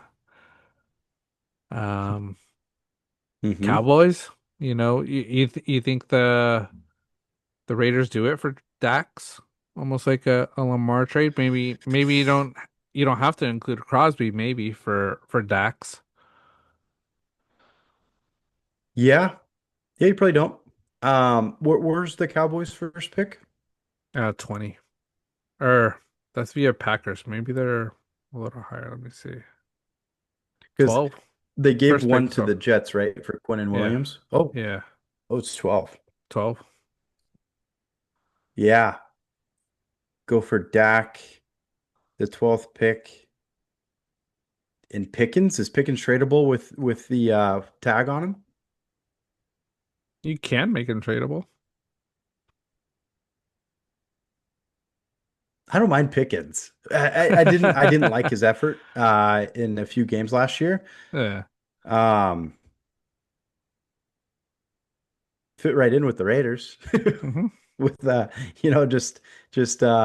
you know the Yeah. past. Just a lot of characters there, but Yeah, no, I mean, the possibilities are endless. Yeah, Could could could the Raiders trade back to two with the Jets and then Jets draft Mendoza? Imagine Love pairing with Genti because I don't know if you saw the report. Clint Kubiak wants to have a two-headed monster at running back there. that would He be doesn't want to give it dangerous. all to Genti, and that was a big turnoff for obviously fantasy fans. Eh, Um, but maybe one of the best young duos of all time, if that yeah, was the case. it would be No awesome. O-line though. That's the Yeah, problem. that's a problem. No O-line. How much Uh, work they would have to do yeah. or rely on one another because one of them would be the fullback for the plays, you know. Yeah. So Hmm. it'd be interesting though. But but yeah, we'll see what the Raiders do. Like I say, it's big news coming out of Raider camp. I think it's a smart. It could be a smart move for them because, like I say, I don't think they're ready for Mendoza and can develop him pretty well. I think other teams Yep. could do a better job. Other teams could do a worse job, but if you could get the draft picks, it's worth it for you guys to pull the trigger on that. So we'll see what the Raiders do. Um, Most recent mock drafts with Yahoo Sports will go to our teams. Um, Rams are picking up Kenyon Sadiq, tight end, so it doesn't make Oh it boy. down to you. Son of a. Yeah. I don't believe it. The Ravens, we go guard from Penn State, Vega Ioni. I think he's very So good. yeah, so that'll help Lamar, Derek, could help Fernando Mendoza because he's also a running QB. Uh, so Hmm. yeah, I wouldn't mind it because I think we might lose our center as well, depending on if we can re-sign him or not. So we will need that offensive line of support. And then let's go to 49ers. Blake Miller, OT Clemson. Who? Blake Miller, offensive Um, tackle. got it. I see. So I pulled up. I've never heard of this site. Athlon Sports. They have the Ravens taking Makai Lemon after the combine results. Okay. Um, would you change your tune on him a bit? If I know you're not. I know you're basing it off the interview, Well, but do you could watch some more interviews of him being on yeah, the Ravens? as a player, I saw him play with USC. I liked him. I Yeah. wouldn't mind his play Mhm. style. It's just like, can we keep him in check? Can we make sure he's not going to get into problems or anything like that? Because it's just Yeah. like this is a big pick for us. We haven't been up this high in a few years, so we need to make a good pick. And Makai Lemon would help Lamar Jackson with Zay Flowers, Mark Andrews. Like I said, that team, we need that wide receiver support. So I wouldn't Yeah. feel I wouldn't be disappointed. I think it's a steal for us because I think Makai Lemon probably should be going a lot higher, but he's going down because of that draft interview. Right. Makes total sense. Yeah, you don't want a Keon Coleman 2.0. Yeah, I think that's a lot of people's fears. yeah. Um, but yeah, no, I'm the Niners draft anymore. I don't look that forward to it.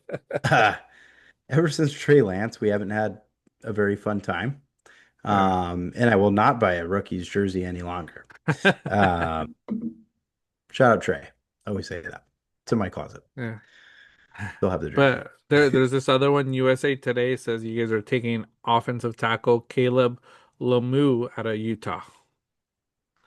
So Oh, it looks like you guys are going maybe going offensive tackle. It seems like Trent Williams is a big question mark. You lose him, yeah, you need it that is. support. So makes sense. If we don't, though, I'd love for us to go wide receiver. Wide receiver. Yeah. Pierce Hall's Casey too injured. Casey Concepcion out of Texas A&M. I like him. I like him. Yeah. I think he's a versatile wide receiver. I've seen him too. That Yeah. there were some talks with him because I saw some things like, oh, Niners somehow get George Pickens, then Ayuk gets shipped out, Hmm. and then Casey Concepcion comes over Yeah. via draft. I think there's one more they included on it, but I I'm, liked what I saw. yeah. I'm guessing Malachi Fields, Notre Dame. Mm-hmm. He's going on USA Today's mock to the Buffalo Bills one pick before the 49ers. Mm. Okay. Damn. Yeah. Next year's wide receiver class is better, right? Yeah. That's stacked. That's gonna be a stacked one because they got I think Alabama's wide receiver, Ohio Yep. State. Ryan It's Williams, right? yep. Yeah, it's gonna be outrageous. It's gonna be a good season for a wide receiver next year at the top of the draft. So and like I say, who knows if Makai Lemon drops to you guys because of that interview, that'd be a steal for you guys. Oh, would. I'd love it. Yeah. Yeah, no, I'd rather based off of that, I'd rather kind of deal with him than Ayuk. Yeah. Ayuk's thing, man, like there's been now rumors that we're gonna stick with him, but I'm like, no, we're just waiting for first NFL day and then we're gonna release him. Uh at least I hope, because I'm done. Yeah. You guys need to. It's time for you Yes. guys to get Yep. get rid of him. And like I say, nothing against. I have nothing against the guy, but it's just like he's just been problems for you guys, and just start over. Yep. He got everything he wanted. Still not happy. Yeah.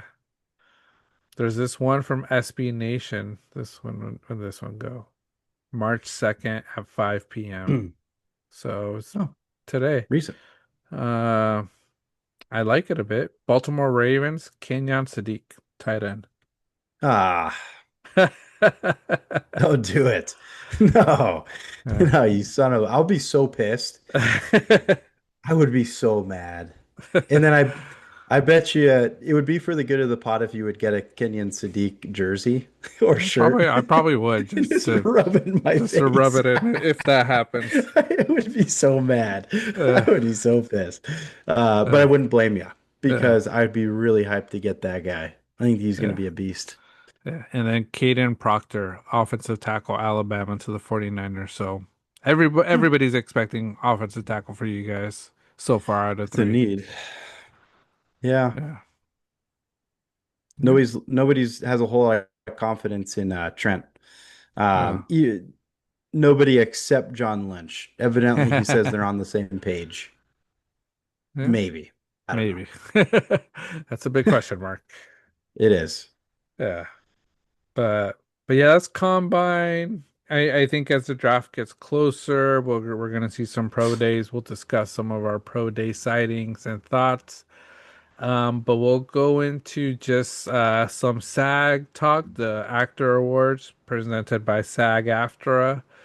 And then also sort of looking into the Oscars, and we could do it. We'll do a deeper Oscar dive next week because the Oscars will be in 2 weeks. But SAG-wise, Last of Us Hmm. won stunt ensemble in a television series. So, the great show, great stunts. And then Mission Impossible: The Final Reckoning winning stunt ensemble in a motion picture. Uh, Hmm. Mission Impossible always sounds like a great movie that you need great stunt people. So, kudos to them. Absolutely. Yeah. Didn't watch this one. Yeah. Tom Cruise still doing all of his same I think he stuff. does a majority of his stuff too, jumping out of Badass. planes, all that stuff. Sick. Yeah. Way to go, But Tom. yeah, what I like about the actor awards is these are awards based off actors. So everybody part of SAG-AFTRA is pretty much an actor, and they're the ones that sort of nominate the winners. They put in their votes. It's not a different type of board that makes the decisions.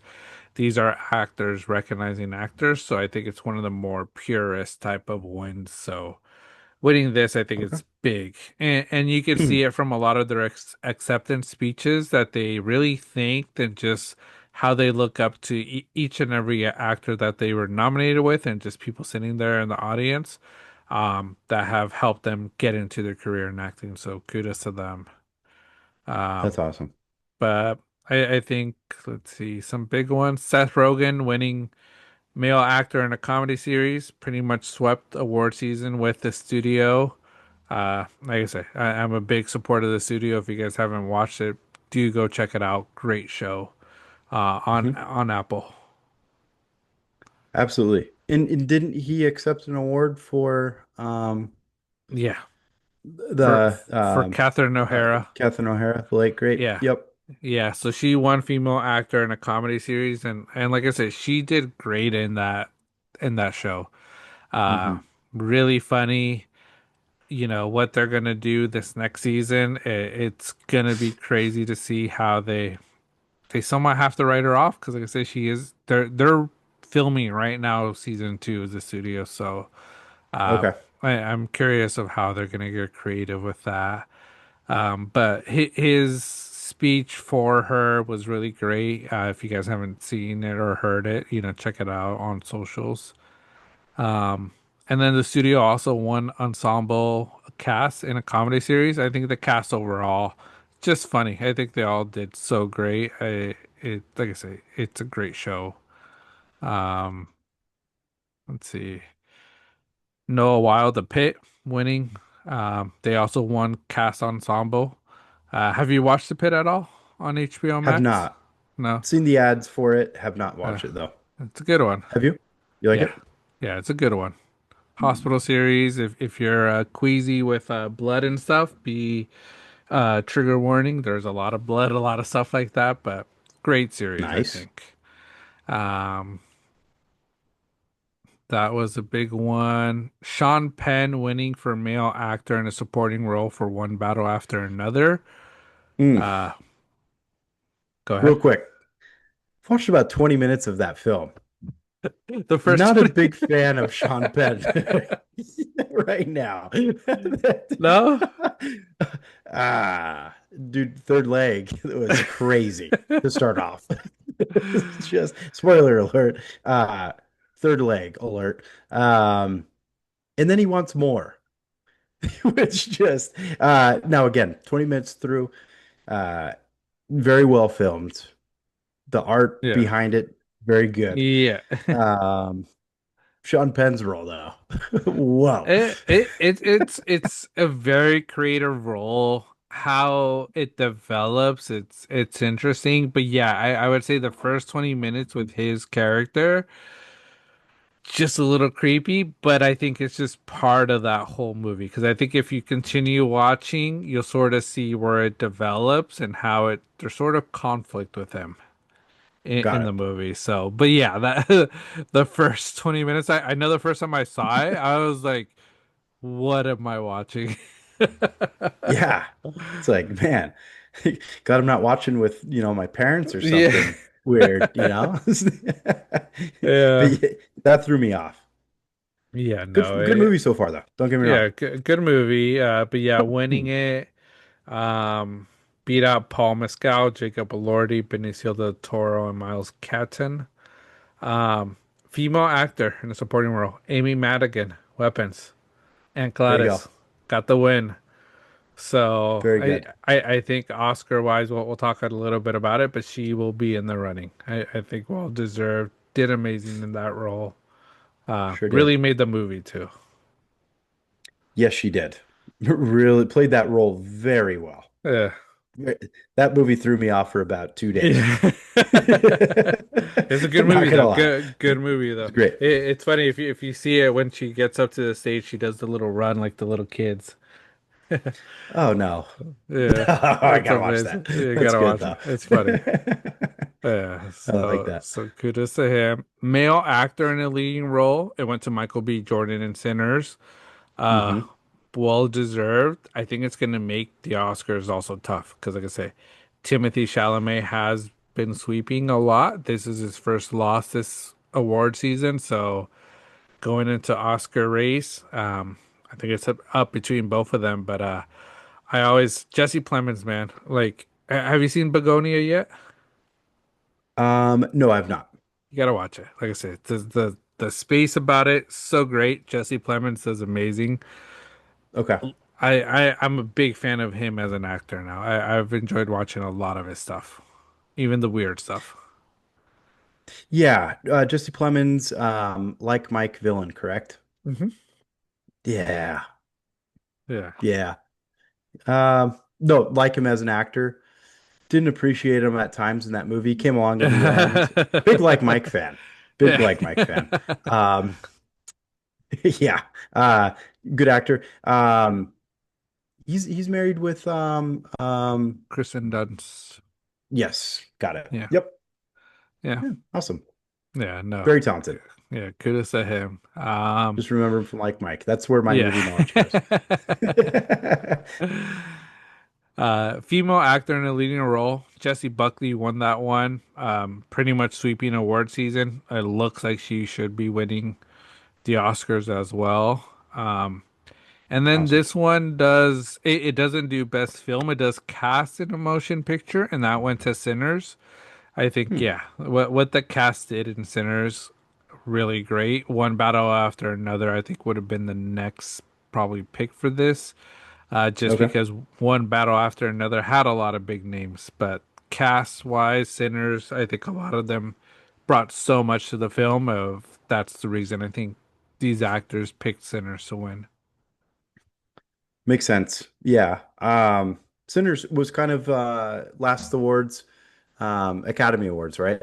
Hmm. Um, kind of snubbed in a lot of categories, right? And then pretty big for them to take home, a few here with the SAGs Yeah, they leading into took Oscars. yeah, that leading into the Oscars, they're the most nominated film in Oscars this year with I think it's 18 nominations. So Oof, wow. uh looking at the categories, like I said, I'll go over the first few, but actor in a leading role, it's Timothy Chalamet, Leonardo DiCaprio, Ethan Hawke, Michael B. Jordan, and Wagner Moura.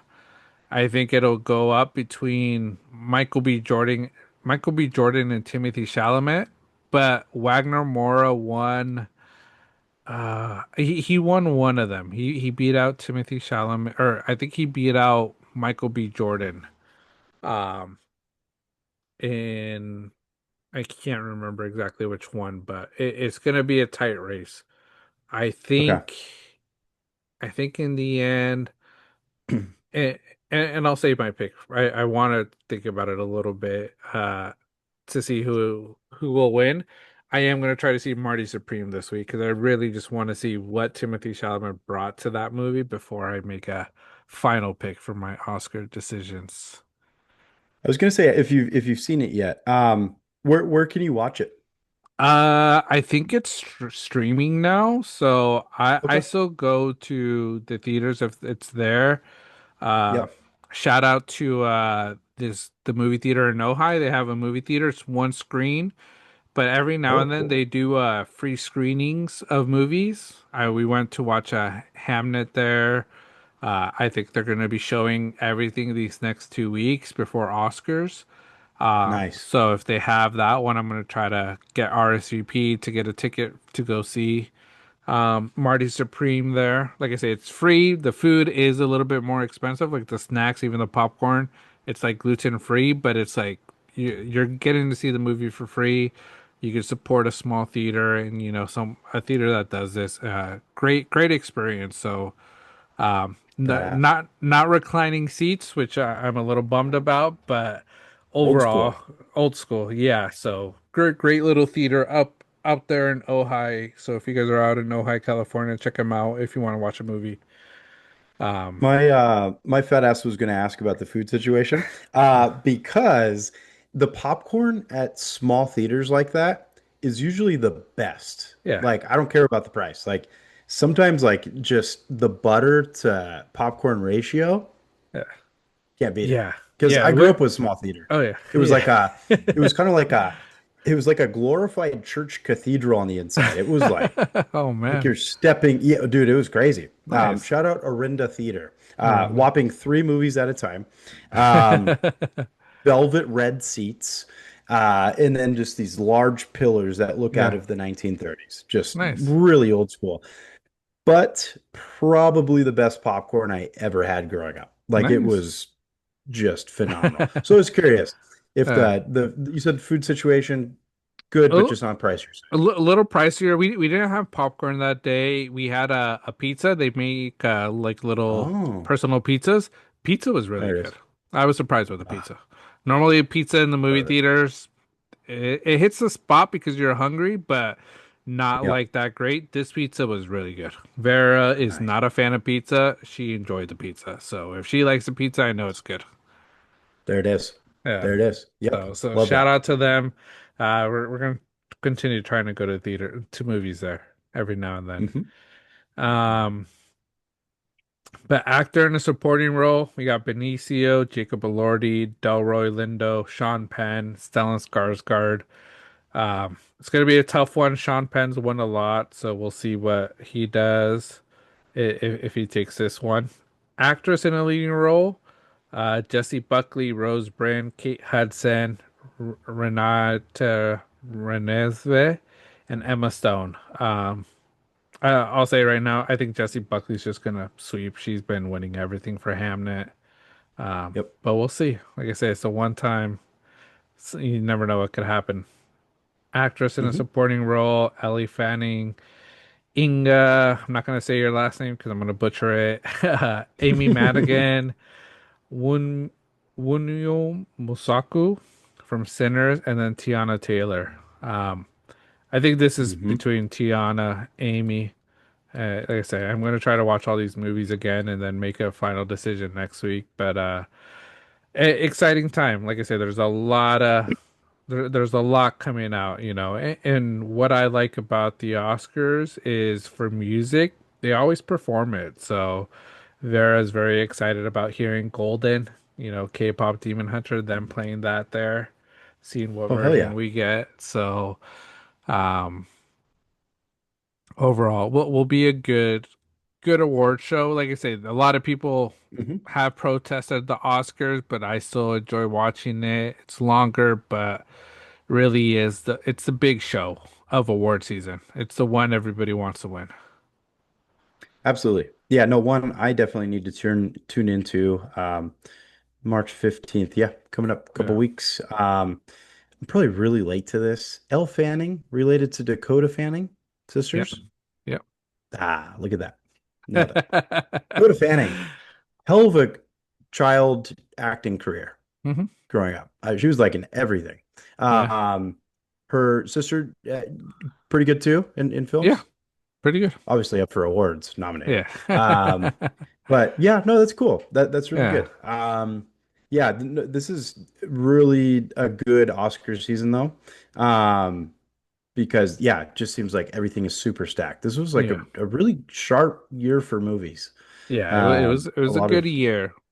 yeah, Yeah. Yeah, no doubt. and we'll do again what we did last year. I'll set up our little ESPN account if people want to join our Oscar picks. We'll make our picks. Let's see who takes it this year. I think last year Dominated. there were a few of us, and I think yeah, I Yeah, did take that one. Like I say, but hey, I missed quite a few, so we'll see what happens this year. I was happy. I didn't get last. I know Yeah, that. yeah, I don't think you Second to did. last, but I didn't get last. Yeah, This year, I think I might do a bit better, John. yeah, I feel a little bit more well versed. Um, yeah, through your teachings of the yeah, show, um, I feel more prepared. yeah. No, it'll be good. Visual So effects, Jurassic World Rebirth. I can definitely give my judgment on that. Watch that film. good visual effects. Gotta Good, admit. not great. Good visual effects. Yes, you're right. Probably the best part of the movie, if you ask Yeah, me. yeah. Make a dinosaur just a hybrid of five. Yeah. Your But like I effects. said, all the other nominees though in that category, Avatar, Fire and Nash, great visual Oh, effects. yeah. F1, Sinners, The Lost Bus. If you haven't watched The Lost Bus, Oh, I think it's on Apple TV. Matthew McConaughey, great movie. Like I say, it's not oh, that big of a movie, but the story very. You'll be at the edge of your seat, even though it's based off a true story. We know what happened. Still, okay. pretty good, pretty good movie. I think it has. Um, she played Ugly Betty. The TV show. Oh, America God, Ferrera. man, yeah, you're really throwing. I remember Ugly Betty, man. Ah, that was a big Yeah. show for a while. Yeah. America Ferrera. She's in it as well. So great movie. Okay, So, but nice. yeah, we'll do our full Oscar take discussion next week. Um, but yeah, like I say, the SAG Awards, check out some of the highlights. I think Amy Madigan, when she came out doing that, the Seth Rogen speech, especially for Catherine O'Hara, was really, really touching. Um, Harrison Ford was recognized for always it's always someone being recognized for like their outstanding work. So him, Hmm. I think, well deserved. The Good beginning, speech. good speech. The beginning they always do, especially with the SAG, the actor awards, they always like pan into an actor and they sort of share how they got their start in Hollywood, about their first acting gigs. One that I would say really touched my heart, Michael J. Fox. He was there Mm, talking about him, love and that. you see his disease that he has, but still pushing through it.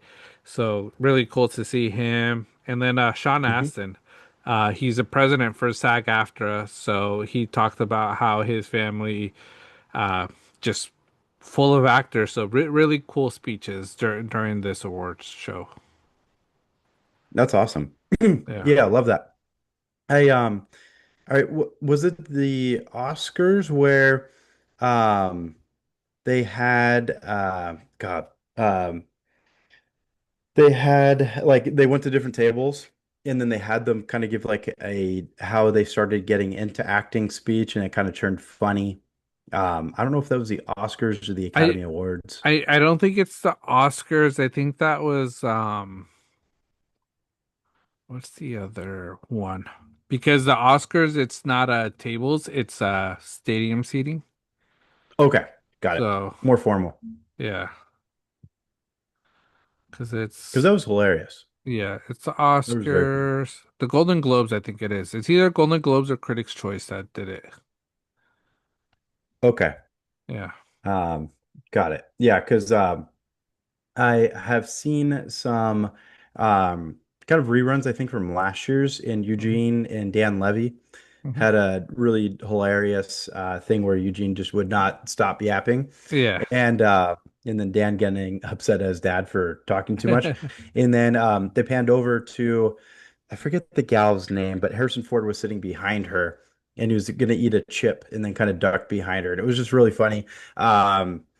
I feel like you can't get Harrison Ford laughing as much as she did. Yeah. So the camaraderie's there. Harrison Ford, yeah, one of a kind. He seems like an awesome guy. Well deserved for the Hmm. award that he received, though. Yeah. So, but yeah, that was the SAG Awards. And just quick Oscar preview. Like I mentioned, we'll do a bigger discussion next week. Hmm. And we'll go to our eliminate one activity. We've had a lot of success online with it. We always come up with more lists because we look at new things and they just come into our mind. And I got three. Tim, I don't know if you want to start, and then I'll go. Sure. I will I'll get us started here. What direction do I want to go? Okay, let's go with so I'm a big fan of I guess like 2010s music. Okay. So I'm going to give you some artists that were huge in the 2010s, and you Okay. have to eliminate one of them. We'll start with Drake. Then we're going to move on to Taylor Swift. Then we will move on to, we'll keep this strictly music, Kanye West. Bruno Mars and The Weeknd. Okay. And this is 2010s. Um, 2010s, strictly 2010s music. Most of them kind of a lot of their rise to fame was within that yeah. time. Because I'm trying to think, Kanye West, that was before he went into all his crazy music, right? Oh yeah, 2010. long Okay. before. I think that hit Okay. after COVID more, if I'm not After COVID, mistaken. right? Yeah. Yeah. Yeah. So, I am gonna keep Kanye West. I think the music back then, before some of his other stuff, was just amazing. Runaway, a lot of his music, everybody played. You can't say you didn't hear any Kanye West music beforehand. Gold Digger, Flashing Lights, um, memorable. I still listen to them. I'm cautious at times just because some of the stuff he has done recently is just controversial, and some of the things he has said is just crazy. But as Hmm. a musical artist back in 2010, one of the best producers, writers, musicians. And I can't get rid of him. Like I say, I have a lot of his songs still I'm not gonna say CD anymore, but my playlist. There you go. Um, and then I'm gonna keep Bruno Mars. I'm a big Bruno Mars fan. I like all his music, even up to now. What he made when he was coming out back then, amazing music. Uh, and like I said, this is before his gambling debt. I know he's doing a lot more now, trying to pay off Las Vegas, but before that, great guy, great collabs also. Haley Williams for Paramore doing that collab with her. Oh yeah. Um, Great song. So I can't eliminate Bruno Mars. Um, I'm gonna keep Drake. I'm Hmm. more of a Kendrick fan, but Drake has bangers. You Yeah. can't say he doesn't. And like I say, I understand you got to be Team Drake, team Team Kendrick, but Drake had great songs, a lot of songs that people listen to, and people still get recite, from memory. So even though we haven't seen Drake much back in 2010, was a big Drake fan. Um, it's where it gets tough. The Weeknd, I enjoy his music, liked a lot of it. I'm gonna do this. I'm keeping The Weeknd. I did listen to a lot Hmm. more of The Weeknd. I liked his music, his songs. Um, I'm a fan of him. And the reason I'm eliminating Taylor Swift is I I will say I didn't listen to all her songs. There were only like the few hit songs that always would come on the radio that I was a big fan of, and even before that, I wasn't listening to as much. So like I say, I will never label myself as a big Swiftie. I am a fan of Hmm. hers. What she has done for the music industry has been just changing and just unique. Even her when she had to remake all her songs and making the red version of everything, Hmm. nobody else could do something like that and be as successful as she was. So, as an artist, probably one of the best, probably the best out of all these five. But 2010s, what I was listening to, Weekend was playing a lot more than Taylor Swift. So I would have to eliminate Taylor Swift. Dang. Came down to your last two, and yep, I had them flipped differently. The Weeknd is who I would eliminate, and I attribute it a lot to a lot of his music I find just on reruns, and I think I've just heard it too much, and Yeah, it at a certain point I kind of get tired of it. He has great music though. Like yeah. that's what makes this game so tough is that, you put in five absolute monsters of the 2010s, all the Mhm. way up till today, really. But I just listened to everybody else a little bit more. Mhm. Bruno Mars, the early 2010s, Bruno Mars, phenomenal. Like he just had hit after hit, and then his albums. They were releasing pretty Hmm. consistently. We've had some breaks of Bruno Mars music here and there, but his new album that he's releasing sounds very good already. I think he just released one that kind of had the a Spanish Hmm. background music to it, and I think it sounds really cool. Big fan of his. Kanye West, I agree with you. Aside from kind of his stuff that's going on. I'll leave it at that. His I always find myself listening to his Hmm. mid 2000s to 2010s hits. Like he's the beats, and I've seen a lot of videos on his making of certain beats. Hmm.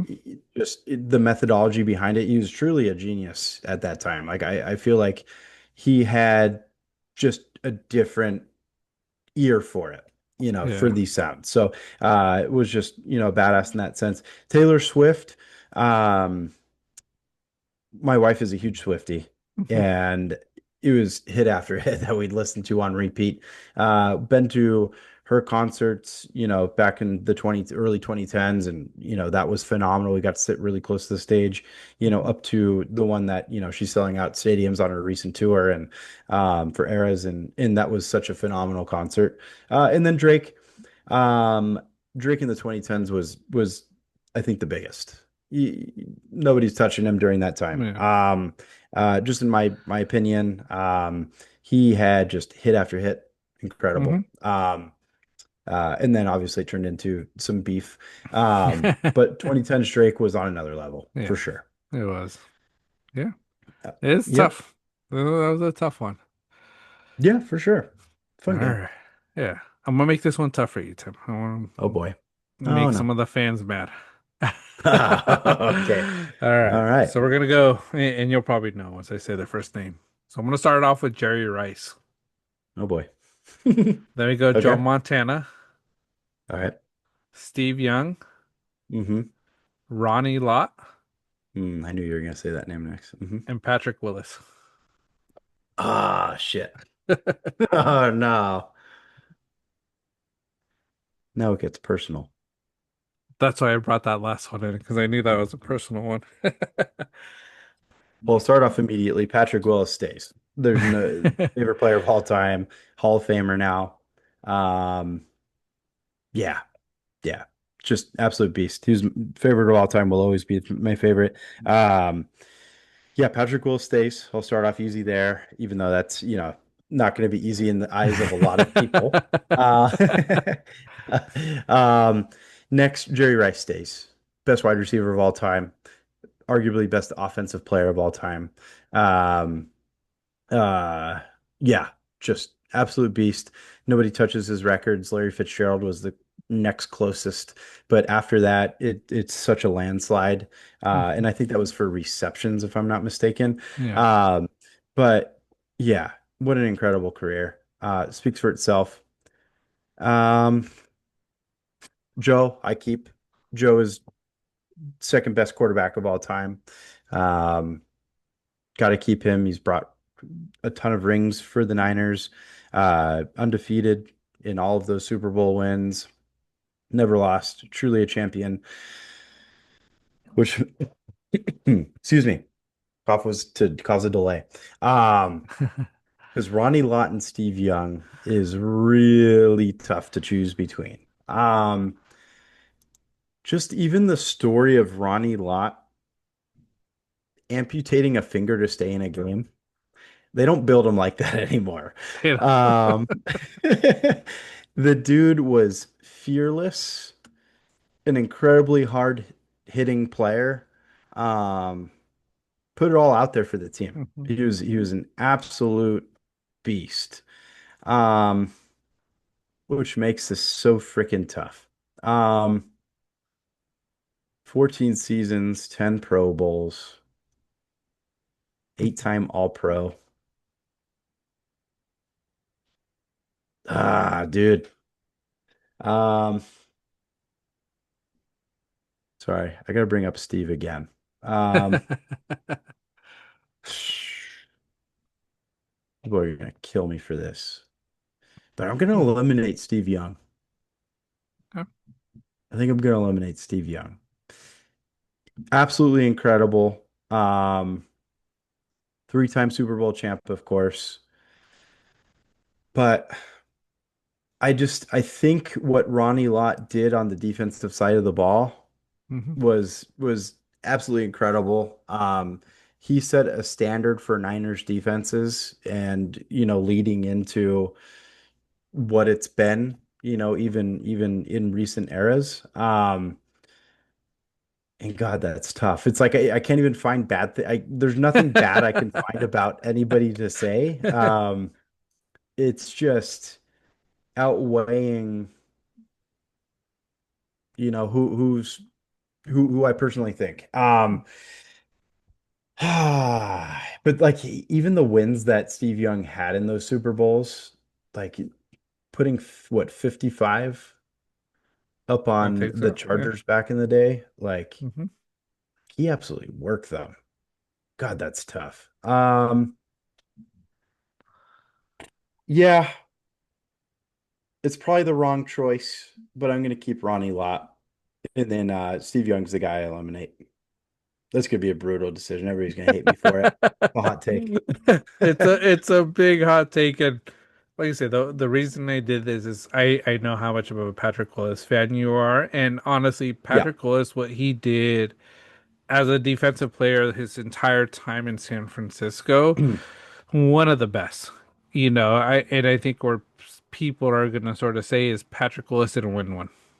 All these other four Yep. won Super Bowls and multiple Super Bowls.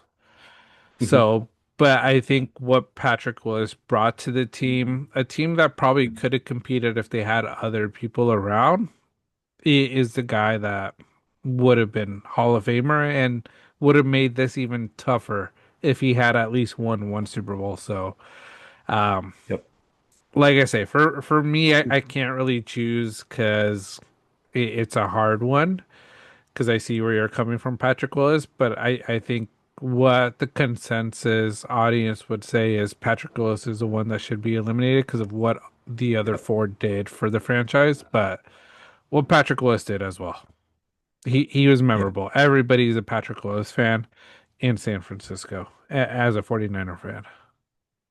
Absolutely. Yeah, no, he's an all-time great for him. But yeah, no, I agree with you. I think that the biggest thing is what did they do for the franchise? Yeah. Everybody else did slightly more for the franchise, but the individual accolades of what Patrick Willis did on a Hmm. consistent basis in his career, man, Yeah. such a beast. Such a beast. Yeah. Yeah, It's a hard one. It's a hard one. That's why really I was tough. like, I saved that one for, I was like, let me see when I decide to throw that one out to you. Yep. Uh, I'm gonna get cooked probably worse than the Giants one. because that giant ones was it's still a tough one for people to accept your Oh take. yeah. Yeah. Because yeah, Buster Posey is very easy for people to say, see ya. Yeah. Yep. That happens. But yeah, but that's our eliminate one activity we do. Let us know your thoughts on who we eliminated, why we're wrong, why we might be right, why you think we're not intelligent with these sports or music. But as we've always said, it's everybody's decision based off what you were doing, how much of a fan you are, and just your experience with that genre or, taste. Because like I say, my 2010s was different than Tim's 2010. It's different than Vera's 2010, and it could go many different ways. So, Hmm. um, but that's what's fun about this activity, especially when it's downtime for sports for us. Uh, but Yeah, yeah, absolutely. that's today's episode. Thank you everybody to listening to us today, bantering with us. As always, your support, we appreciate it. It keeps this going every week. And as always, hit that subscribe, hit that follow button. Let the algorithm know when we drop new clips, new videos, new segments. And as always, jump into the comments. We enjoy the banter. We enjoy going back and forth. To those Twitter fingers, Twitter thumbs, like Micah Parsons says, we appreciate the feedback. We appreciate you even listening to us. You might not like us, but you're listening to us, so thank you. We're gonna Hmm. continue coming here. We're not gonna stop just because you guys are talking smack about us, making fun of us. I don't really care. I enjoy doing this. Absolutely. Likewise. And I always, every once in a while, think in my head, are we good rage bait for some people? Yeah. And if we are, hopefully they come back and continue to listen. And if they really are, if we really are for them, comment, let us know, be a Yeah. guest on our show. We're always inviting everybody on. Yeah. It would be a great time. It'd be fun. But that's exactly what we're here. We're bantering. We're having a good time. Love doing this each and every week. It's always fun. And we appreciate each and every one of you taking the time out of your day to listen to us on your commute, at home, downtime, whenever you can, cleaning the house. I listened to us cleaning the house the other day. It was great. Nice. You catch up on things. Yeah. Recap. So, yep. Thank you so much. Appreciate everybody's time. Hope you have a great rest of your week Yeah. and peace. See ya.